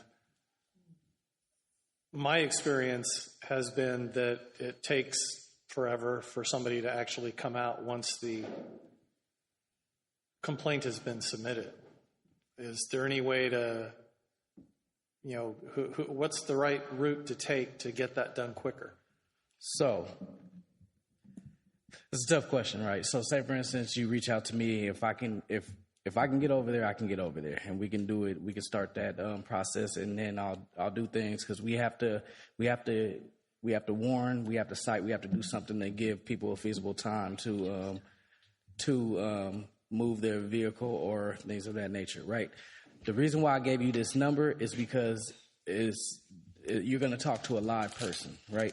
And if you call this number, hopefully we can actually get people to respond. Other than that, you can keep emailing your senior lead officers, calling us, and we could try to get out there and handle your requests. And I'm not going to lie to you, we get a lot of calls and texts. That's part of the job, right? But we'll try. I know I'll try my hardest to get out to each request. Melanie? So are you going to be the SLO that's going to fill in during the transition again? Well, so I know I'm going to be helping out a big portion. Also, Officer Shortle, she's going to help out in Patonis. Okay. We're all going to until they actually, find. Officer Brewer is still is still going to be here until next month. Till next month. So he's going to be here. He's still going to be active in the field. He just couldn't make it tonight. Once he leaves, hopefully we can get somebody in right away. If not, it'll be a team effort. But I do encourage you guys to reach out to me. Yeah, just so anybody that doesn't know, SLO Brewer is no longer going to be our SLO after next month. He's going back to patrol. And we'll either have SLOs that are interim until they find somebody to fill his position, or if we're lucky, we'll get somebody right away that's filling in. Any other questions around the table? Chris? Yeah, I guess because of some of the things that have happened in Northwest in the last few days, I guess I've just been wondering, like my recollection of the last few years has been our relationship with the SLO has always been kind of up in the air. We've had a long-term, temporary. We had I don't know. I mean, I see some of the other SLOs for coastal, or I've seen people in San Pedro area who've been around, even if not in the same spot. But it seems like in Northwest, we haven't really had like an opportunity to sort of build that relationship. And like times like this, times in this last week when we sort of might have needed somebody to reach out to, it's been unsure who to reach out to, and of course, if that person is going to be there the following week or month. Can you give us some? I mean, I'm not sure if you know any insight into how that selection process happens and when we might sort of get a permit, or if we could hope to get a permanent assignment. So I'll jump in on this. This is a great transition. This is our new sergeant, so I'll let him handle that. So good evening. My name is Sergeant Juan Terrazas, Terrazas, RRAZ as in zebra, AS as in Sam. So I will be filling in for Sergeant Manlove. Sergeant Manlove's on vacation, and after his vacation, he's probably going to be gone for a little bit. That's for him to explain why he's going to be gone, but looks like I'm going to be probably your sergeant for at least to the end of the year. As far as your question, sir, the issue is promotions. For us, you're a police officer, then you become a P3, then you become a SLO, and then from SLO is sergeant. I was a SLO for a while, and I promoted to sergeant. And unfortunately, the way our system works is we move on to another location. I was acting SLO for Harbor City for a long time, but as my career moved, I had to move to other locations. And the city holds up these positions. That's why we have acting SLOs, because the city doesn't automatically or right away release for us to promote somebody to that position. So we're at the mercy of personnel. So once personnel, we could try to fill in the spot and keep that person as long as we can. But it's like us dangling that carrot for these officers. They want the promotion, they want the job, but it takes so long that they get opportunities elsewhere and they feel they can promote elsewhere faster instead of being in this acting position. And again, waiting for personnel to release that position to be upgraded for us. It's kind of sometimes hard on these officers because they want to move up the chain for us. So I do apologize. I'm going to be the supervisor of the SLOs for the time being. If there's a gap, please use me as a resource. Please send those emails, send those questions to me. My email address is 38410. Again, 38410 at lapd.online. My city cell phone number is, let me get that for you. I don't call myself. My city phone number is 213-453-2676. Best way on my phone is send me a text. I have horrible reception in our office, and I have to step out of the office to get any kind of reception. So if it goes right into voicemail, that's why, because I'm inside the office and I get horrible reception in their boat. Again, please reach out to me if I can do anything. We are going to have a little transition period. I don't know how soon the captain's going to allow me to get somebody to replace Officer Brewer when he leaves. And if it takes a month or two, which I hope it doesn't, I mean, we're going to have a team effort of the surrounding SLOs to pick up the slack. But again, bring those requests to me, and I'll get the right person to help you guys out as well. I'm going to be the catch-all, but please reach out to me, and if I can't do it, I'll have one of my SLOs do it. Thanks. So just in general, it's basically the captain's assignment, but it's also hinges on essentially who's available. So we have people that are always willing to be a slow, but since Brewer's announcement was made, I have a multitude of people asking me that they want that position, and these guys don't want to do it temporarily. They want the spot, but again, unfortunately, it's up to the city to personnel to release that, and sometimes it takes longer than the officer wants, and the officer wants to commit, but he's kind of like up in limbo.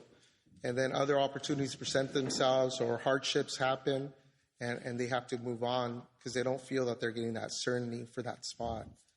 Thank you. Okay, we got to move on.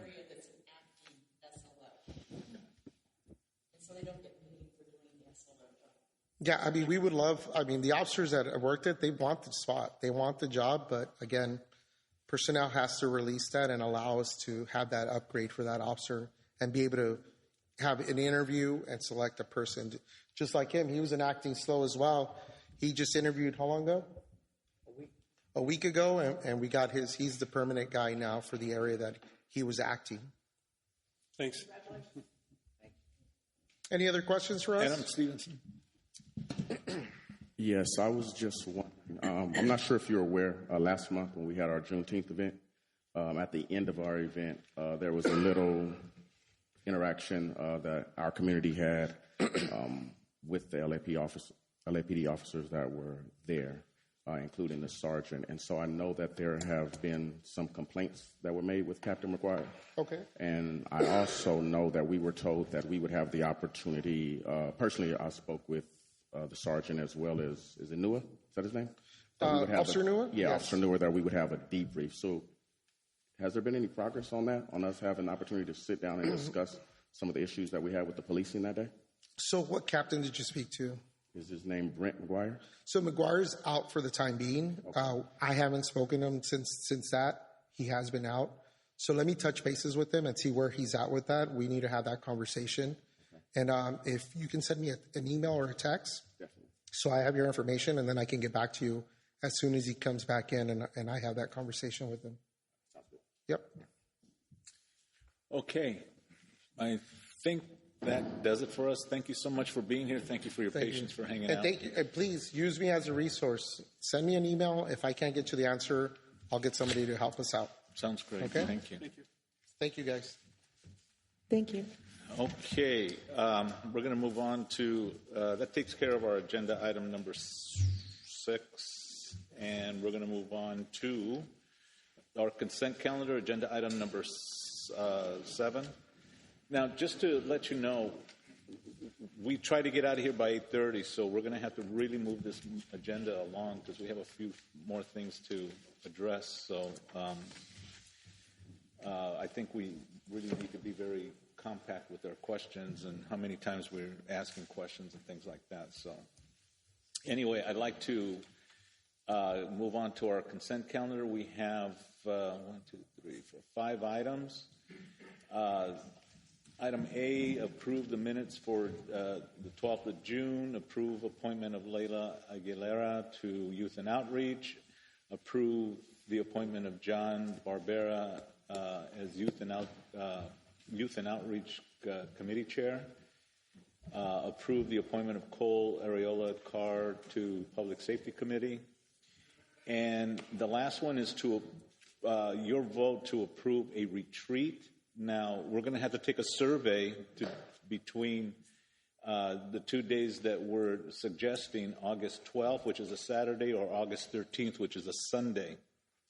We want to be conscious that we, for our Jewish community members, who are part of our board for the retreat, that, we keep in mind that we know the value of Saturdays.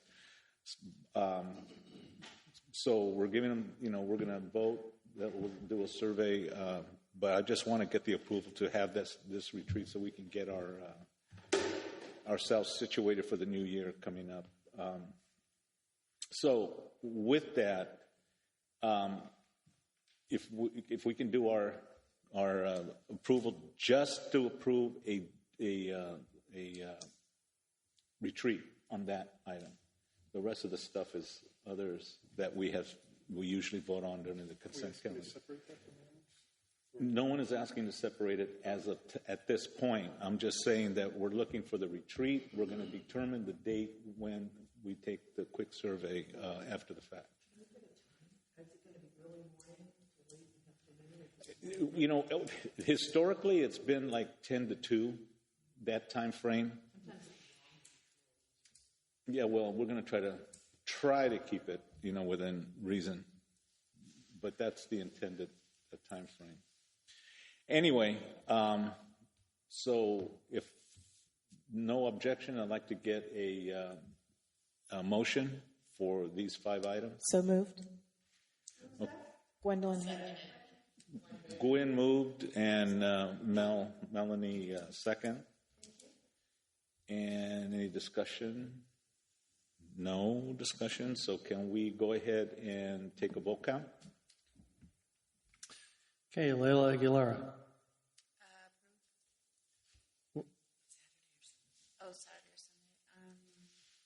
No, it's not. No, we're not choosing. It's just for the retreat. We'll take a survey to see from all of us, which day it will be. We'll do that separate. This is for the whole consent calendar as it stands right now. This is for all the items. For all the items. It's on your agenda. No, I see that. So we're just voting for the one thing, and then we're going to. No, we're voting for all 5 items. A through G. And after we'll decide on the date, which one. So, okay? All right. So yes. Yes. Okay. Good. Thank you. Cole Ariola Carr. Yes. John Barbera. Yes. Vic Christensen, I. John DeMiglio. Yes. Cynthia Gagne. Yes. Gwen Henry. Yes. Melanie LeBrecq. Yes. Kelly Miller. Yes. Ray Regalado. Yes. Adam Stevenson. Yes. Chris Valle. Yes. 12 ayes. It's unanimous. Great. Okay, that takes care of agenda item number 7. Move on to number 8. We have a full items for. No. That'll be done. That'll be done through email. Budget and finance. Okay, so E. Turn to page 12. And Cole, you did your funding training, right? Yes. And Layla, you haven't, right? Okay, so you won't be able to vote on any funding matters until you do the training. But the first item is item number 12. You mean page 12? And this is the MER. So this is out of committee, so any discussion?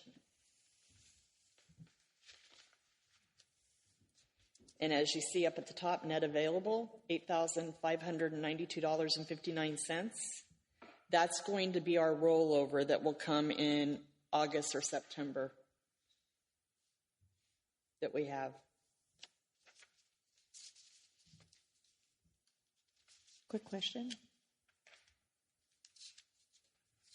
Okay, so any other questions? Okay, call for the vote. Oh, yeah.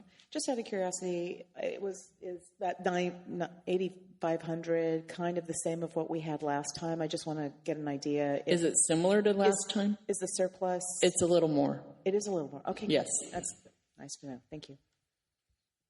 Alrighty, so call for the vote. John Barbera. Yes. Vic Christensen. Aye. Ray Regalado. Yes. John DeMiglio. Yes. Cole Carr. Cynthia. Yes. Adam Stevenson. Yes. Gwen Henry. Yes. Melanie LeBrecq. Yes. Kelly Miller. Yes. Chris Valle. Yes. Alrighty. The next one is page 14. And this same thing, same matches up. This is out of committee. Any discussion? So a call for the vote. John Barbera. Yes. Vic Christensen. Aye. Ray Regalado. Yes. John DeMiglio. Yes. Cole Carr. Yes. Cynthia Gagne. Adam. Yes. Gwen Henry. Yes. Melanie LeBrecq, yes. Kelly Miller. Yes. Chris Vallier. Yes. Okay, so the next one, I have an email back here. So Cheryl is approved to be paid as our minute taker now because of those that have been around know of the problems before. So now we've got Ray, through due diligence, got that all cleared up. So she worked 3 months for free for us, and we aren't willing to let her be free. So what we're going to do is add money into what she's being paid now and just try and reimburse her. So we had to change the fiscal year budget, amend it to bring the minute taker money up to $3,600 to cover those 3 months. So this is out of committee. Any discussion? Quick question. So that will be paid in this last year's budget, or it's coming up? It's coming out of this year's budget to pay her the 3 months. 2023-24. It'll be out of, basically, it'll be fronted out of the rollover money. Got it. Thank you. So, John Barbera? Yes. Vic Christensen? Ray Regalado? John DeMeglio? Yeah. Cole Carr? Yes. Cynthia Gonier? Yeah. Adam Stevenson? Yes. Gwen Henry? Yes. Melanie LeBrecq? Yes. Kelly Miller? Yes. Chris Vallier? Yes. Okay, this is where we get into the nitty-gritty here. So the next thing is to pay John, our audio guy, for his June invoice because the check period cut off before our board meeting last meeting, so we couldn't pay him in advance for services rendered. So this is to approve something from last fiscal year to be paid this fiscal year. So this is out of committee. Any discussion? All righty. So call for the vote. John Barbera. Yes. Vic Christensen. Aye. Ray Regalado. Yes. John DeMeglio. Yes. Cole Carr. Yes. Cynthia Gonier. Adam Stevenson. Yes. Gwen Henry. Yes. Melinda Breck. Yes. Kelly Miller. Yes. Chris Vallier. Yes. Okay. So the next item, the first thing is you'll see the proposals on here, and this is out of executive board. Our printer has died, and we're using the other neighborhood council's printer, which isn't okay. They paid for theirs. We need to pay for our own. So we have to replace our printer. We have a motion here not to exceed $450 to buy an EcoTank Epson printer. This is out of committee, out of executive board, and budget finance. Any discussion? Chris? Just quickly, does that amount include any kind of refills or consumables, or is that allocated separately? Ink and paper. It comes with pretty. You should know, Chris. You've seen the other ones that are the pretty. Well, but I'm saying this. It's the amount that we're allocating. Does that include refills, or are we just going to need to get that later? We'll have to get refills when we need them, but initially it comes with a lot of ink. Okay. John? The fiscal year ended when? What? The fiscal year, the year ended It ended when? June. How much do we have left over? We're rolling over 8,500 and change. We need to find a way to spend that money so we can get more people here. I didn't hear what he said. I said we need this money given to us. We need to find a way to spend that money so we can get more people here. Yeah. So this is out of committee. So call for the vote. John Barbera? Yes. Vic Christensen? Aye. Ray Regalado? Yes. John DeMaglio? Yes. Cole Carr? Yes. Cynthia Gonier? Yes. Adam Stevenson? Yes. Gwen Henry? Yes. Melanie Varek, yes. Kelly Miller? Yes. Chris Vallier? Yes. Okay. The next item is the projector. If we are going to be able to do hybrid and do virtual, the projector that we have now, which is not this one, Microphone. that is not ours. This belongs to Central. Ours is so old, it's like 10, 12 years old. It is not up to speed. It will not be compatible to be able to do any of the things that we need to do hybrid. That being said, we need to get a new one because of technology.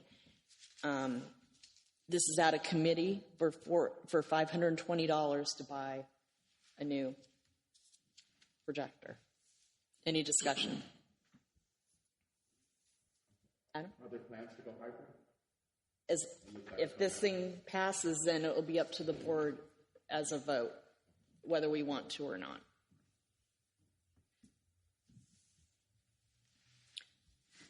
So call for the vote. John Barbera? Yes. Vic Christensen? Aye. Ray Regalado? Yes. John DeMaglio? No. Okay. Cole Carr? Cole? Yes. Okay. Cynthia? Okay.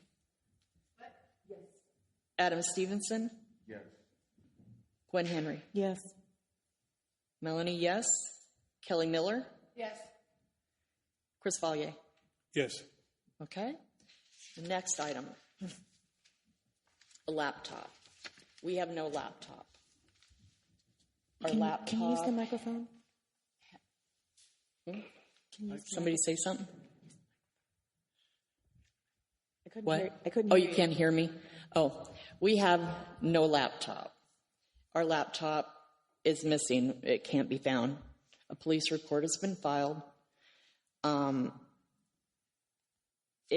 It was in storage at the mailroom, and we don't know if it ever made it back or what happened to it from the former audio person. We just don't know. We have no idea. So with that being said, we have to get a new one. And then again, we've talked to technical experts, talked to IT experts, and in order for us to do hybrid, and again, the technology to be able to do what we need to do and have multiple screens going online, and all of that to do it, you need at least 32 gigs of memory to run it, and you need at least a terabyte of memory in the computer in order for it to be compatible to be able to carry all of that technology to do it. Did some research, and this computer laptop seemed to be the best one that we were able to find at the best price. The motion is for $1,800 to get a laptop and a laptop case to put it in. So this is out of committee. Any discussion? Gwen? So, two questions, actually. One being, so the choice of this particular laptop is to be able to get us through many years, because the technology, it is going to be a resilient laptop that is also forward for any new technology that might be coming in that might need more memory. But also, to John's comment, the whole idea with hybrid is to be able to get more of our community to be able to join us, not just to be present, but that is the goal, correct? Exactly. Thank you. Any more questions? Okay, call for the vote. John Barbera. Yes. Vic Christensen. Aye. Ray Regalado. Yes. John DeMaglio. No. Cole Carr. Yes. Cynthia Gonier. Yes. Adam Stevenson. Yes. Gwen Henry. Yes. Melanie, yes. Kelly Miller. Yes. Chris Vallier. Yes. Okay. So those are all the budget and finance motions, other than we do have a council file that we are proposing. And I wish Lori was still here to see it. What page? It is on page 25, and there's documentation behind it, as well as on the back is the council file, just the brief language that will go on the council file, and then this is the letter that will attach. But basically, this is to support the public bank for the city of LA. And what would happen with this is things can move faster with housing with the public bank because they don't have to wait for high interest loans. It's cheaper for them to develop housing if the city of LA has their own bank, as well as housing and everything can be developed at a quicker pace. And the loans can happen quicker. It's at the process now where they're looking at, and this is to support them, looking at putting together the funds and getting the FIDC, rating and the officers in place and what they need to do for the bank and the trust and all of that, to do that, to put it in place, to put the bank together.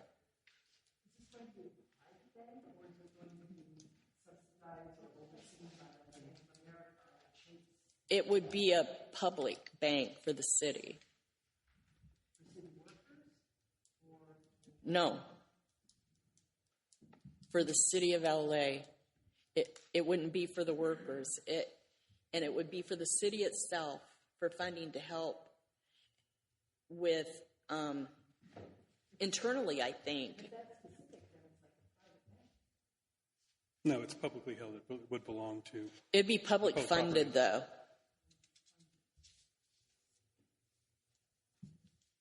You would think of it like LADWP or anything. So this is out of committee. So any more questions? Call for the vote. John Barbera. Yes. Vic Christensen. Aye. Ray Regalado. Yes. John DeMeglio. No. Cole Carr. Yes. Cynthia Gagne. Huh? Abstain? Okay. Adam Stevenson? Yes. Gwen Henry? Come back to me. Huh? Could you come back? Come back? Melanie LeBrecq, yes. Kelly Miller? Yes. Chris Vallier? Yes. And I'm back at you, Gwen. I'm going to have to abstain. Abstain? Now, can Layla vote on this? Because it's not really funding, it's a council file. It's not our funding, it's policy. Yeah. So, Layla, you can vote on this. I'll abstain. Abstain? Okay.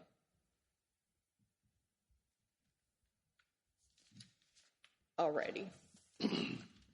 So now, public safety. Okay. In the interest of time, we'll come back to public safety. I do want to bring your attention to item 8C, and this is out of the executive committee. This is we're going to need our neighborhood council. We're going to need to come up with a statement so that we could have our statement read or be part of the scoping of the Caltrans Bridge redecking project. There is a copy of the letter in your package. It's loose, and it's the Vincent Thomas Bridge redecking project.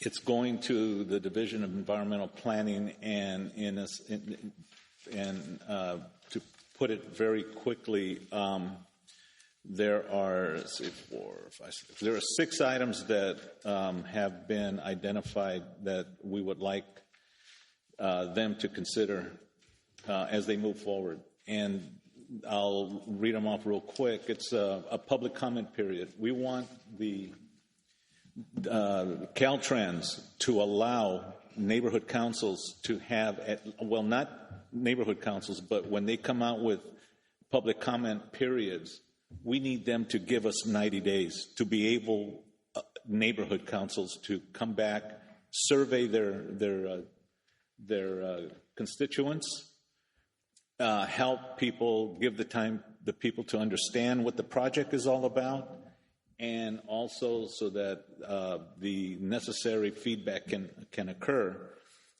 Usually they have been asking for 30 days. Now, I think it's unreasonable to ask almost anybody with a project this big, where they're going to essentially shut down the Vincent Thomas Bridge, give us more than 30 days for a neighborhood council to come back and determine how we want to move this project along. So we're asking for a public comment period to be no less than 90 days. The second item is a community advisory committee. I hate to say it, but Caltrans has been horrible at getting the word out to let the community know that there was even a project being planned. So when the word finally came out,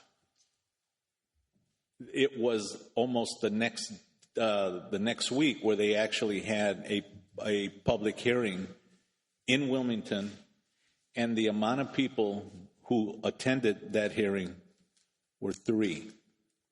3 people from the community sat in on that hearing. They had to come up with another hearing, and they did this one virtually, and in that virtual meeting, they ended up having 60 people in that virtual meeting. Now, just let me give you a sense as to, we had less than 100 people provide public comment. Between Harbor City, Wilmington, and San Pedro, there are close to 178,000 residents in those 3 communities. So I really would say that they failed horribly in getting the word out for people to come and understand what this public comment period was. So what this letter is asking for is a community advisory committee to be developed so that community can be part of any decisions that Caltrans is going to make, especially when it comes to the fact that there are going to be changes in traffic patterns. And most of those changes, honestly, are going to affect our community neighbors in Wilmington. Most of the traffic that's going to be routed off the bridge is going to be going either through Anaheim, up front, or PCH.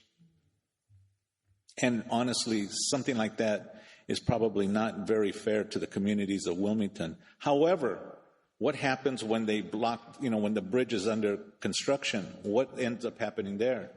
San Pedro is going to feel the effects also, in one manner or another. So to have a community advisory committee is that there's a group of individuals from the community who will be sitting in on these decision-making processes. That way, we're able to get that information out quicker to our communities. Hang on a second. So that's item number 2. Now, they had agreed, Caltrans had agreed to a community advisory committee, but they're also now developing a technical advisory committee and also a public community advisory committee. The public one is for elected officials. The technical are for the engineers and the contractors and LAPD and all these other bureaucracies, so that they all have their separate meetings. My concern and the concern of others is the fact that you start separating all these different people in separate meetings. The community advisory committees might be the victim, again, of not getting the information in a timely manner. So the letter is asking for the technical advisory and the public advisory committee to be part of the community advisory committee, so that we all sit at the same table at the same time, so that we get the information as soon as possible. So again, so we can help make the decisions.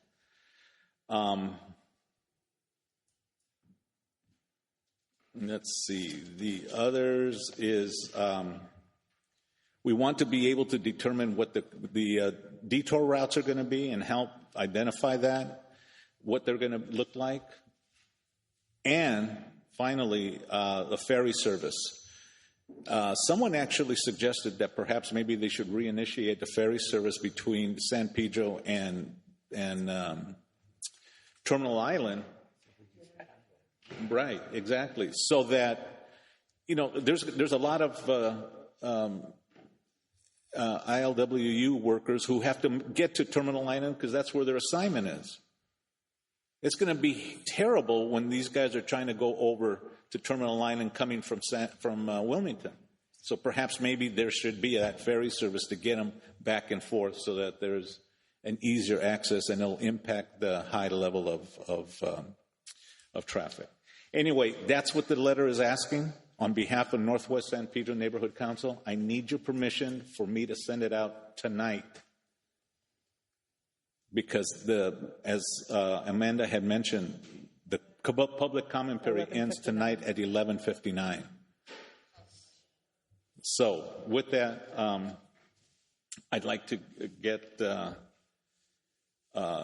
your vote to approve this so I can send it out. And you all have copies of what the letter is. So anyway, I'd like to ask, are any questions? John, and then I see Cheryl. It's out of committee. Yeah, out of the executive committee. Yeah. John. I agree with this 100%. I agree with it 100%.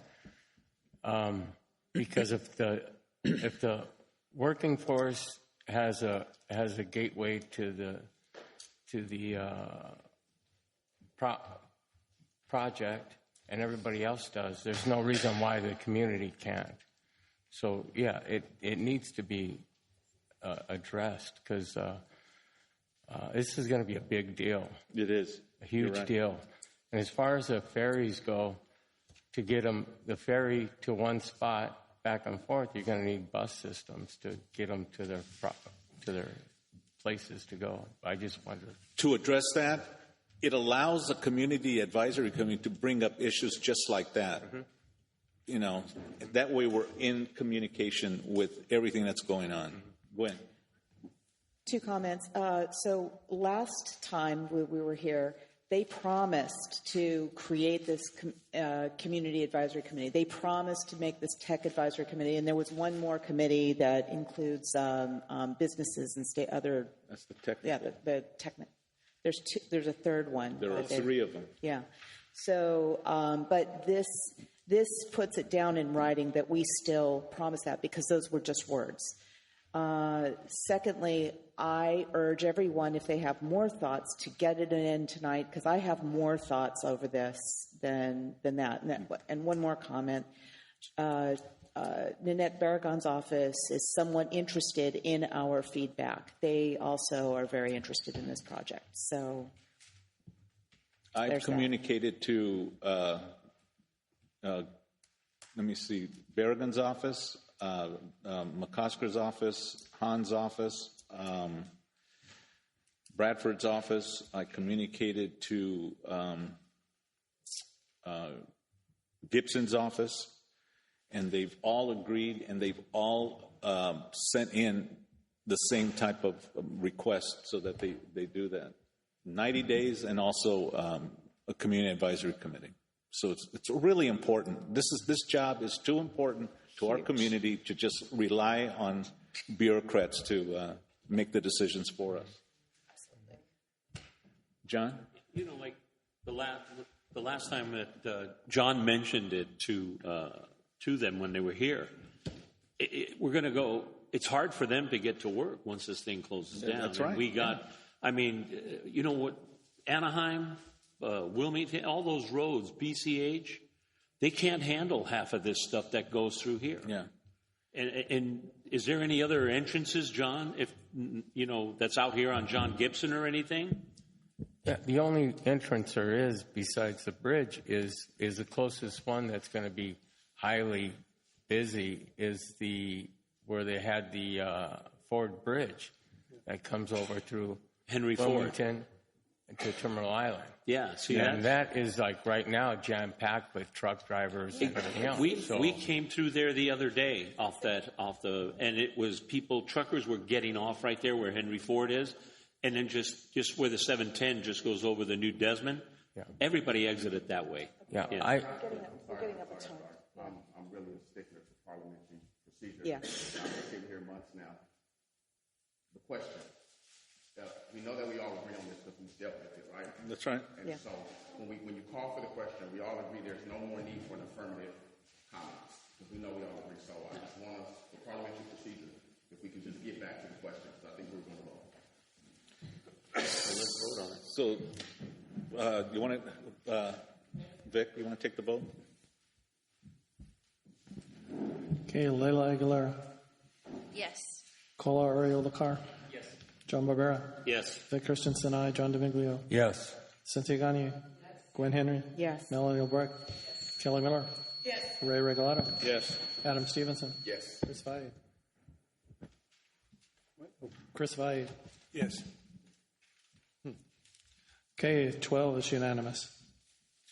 Thank you. I was going to send this out tonight. So our voice is heard, Northwest. I just want to make sure that we all know we got a hard stop at 8:30 only because they got staff here that need to get out of here by 9. So do it quick and let's limit our comments.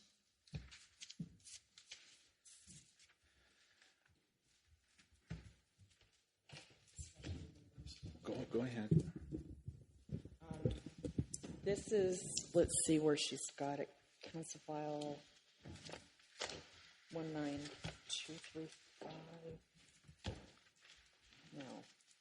Page 49, there's supposed to be something. No, where is it? Oh, here it is. Okay. So,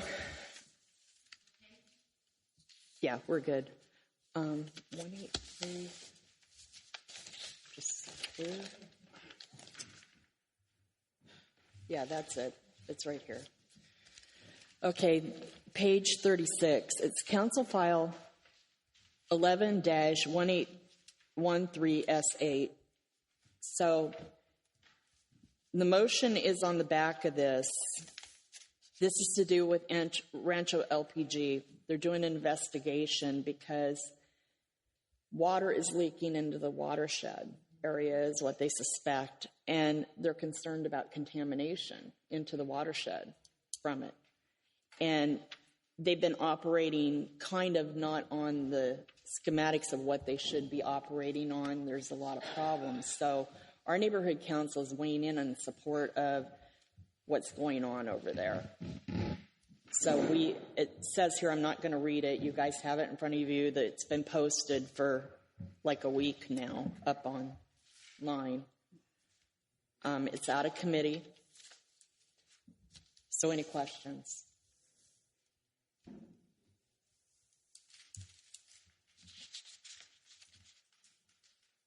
No? Okay. Call for the vote. Layla? Oh, you're going to call it? Cool. Once they find out, are they going to let us know? Because if that water is polluted, yes. Right. There's a whole, Tim informed me there's a whole list of things they're looking at. There's going to be more to come.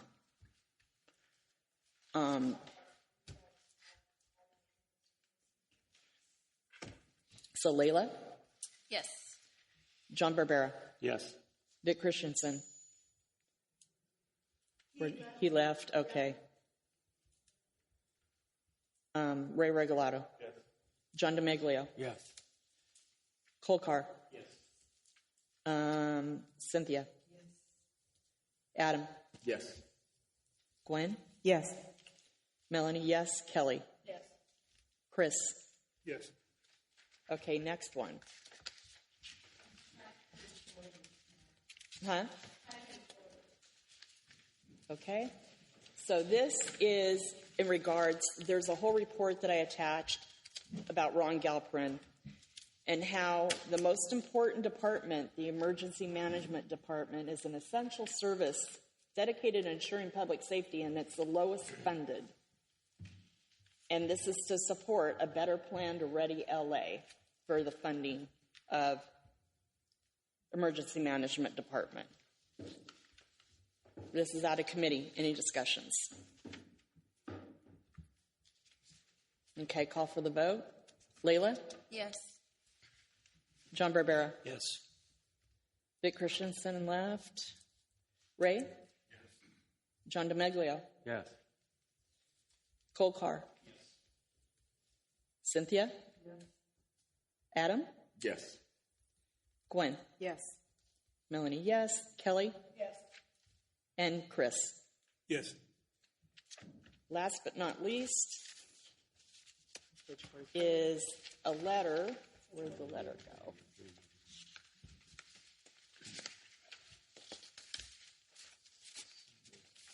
Here it is. Regarding the very thing that you were requesting, Chris, this is a letter to Captain McGuire regarding the SLO position. We have not had a permanent SLO since Monica Helper. She left 5 years ago when she was promoted, and now we've had nothing but an acting SLO. It's like a revolving door.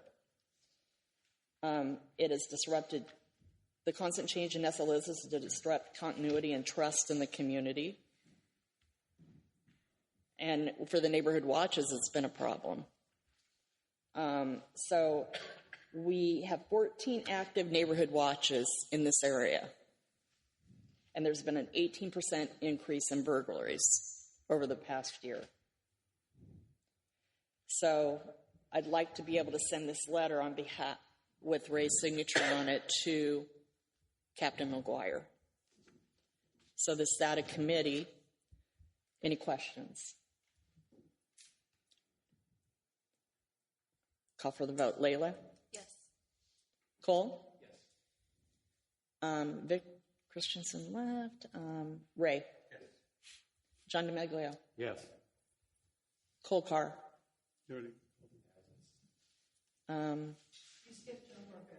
I skipped John. John? Yes. Cynthia? Yes. Adam Stevenson? Yes. Gwen Henry? Yes. Melanie, yes. Kelly? Yes. And Chris Vallier? Yes. That'd be it. Thank you.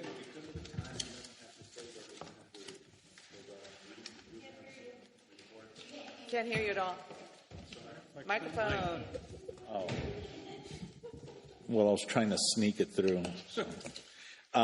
Because of the time, we're going to have to close out our meeting. We do have agenda items, but I don't feel that we have any other reports. So, without objection, we're going to adjourn. It's 8:34, and we'll meet again Monday, August 14th. Thank you. Read the reports that are in the packet, though, that are there, because there's a budget advocate report. And so your budget advocates for Region 12 are myself and Cheryl. I was just reelected as budget advocate, and also both of us are on the executive board for budget advocates, too. So